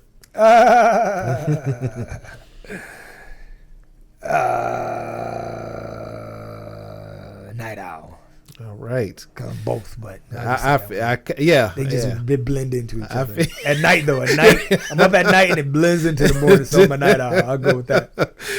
Would you rather have your life narrated by Morgan Freeman or Samuel L. Jackson? Samuel Jackson. Wow. Yeah. Dang, that's good. That's a good one. Yeah. Number 5, scenario. You just left a shoot with an important client on the way home. Would you rather have your equipment stolen or your memory cards or all the memory and the footage and things stolen on it? Equipment. I feel you. All right. Last question, man. If you could have one wish, what would it be?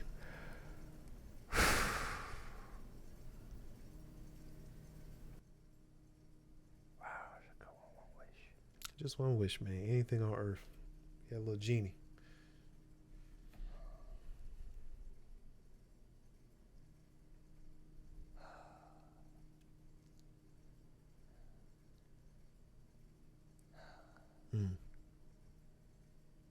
To have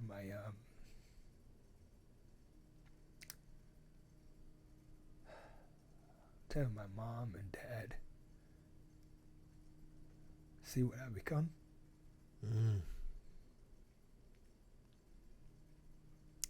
That is the exact same wish I would have. Yeah. So I understand. For them to see this, for them to see what I am, for them to see it. And, that would be amazing. That would be a hell of a moment to see. And then have a competition with my dad, because we would always have like a little secret, like how he would dress. I would try to outdress him. I would always lose because he has more money than me.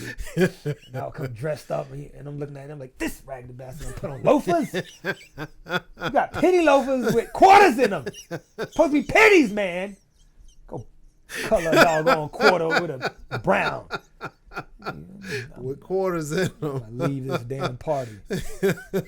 I'm stepping on his shoes and not coming to hug him. Raggedy mother sucker. Man. Bastard. So yeah. Egypt, thank you for being here, bro. I really appreciate it.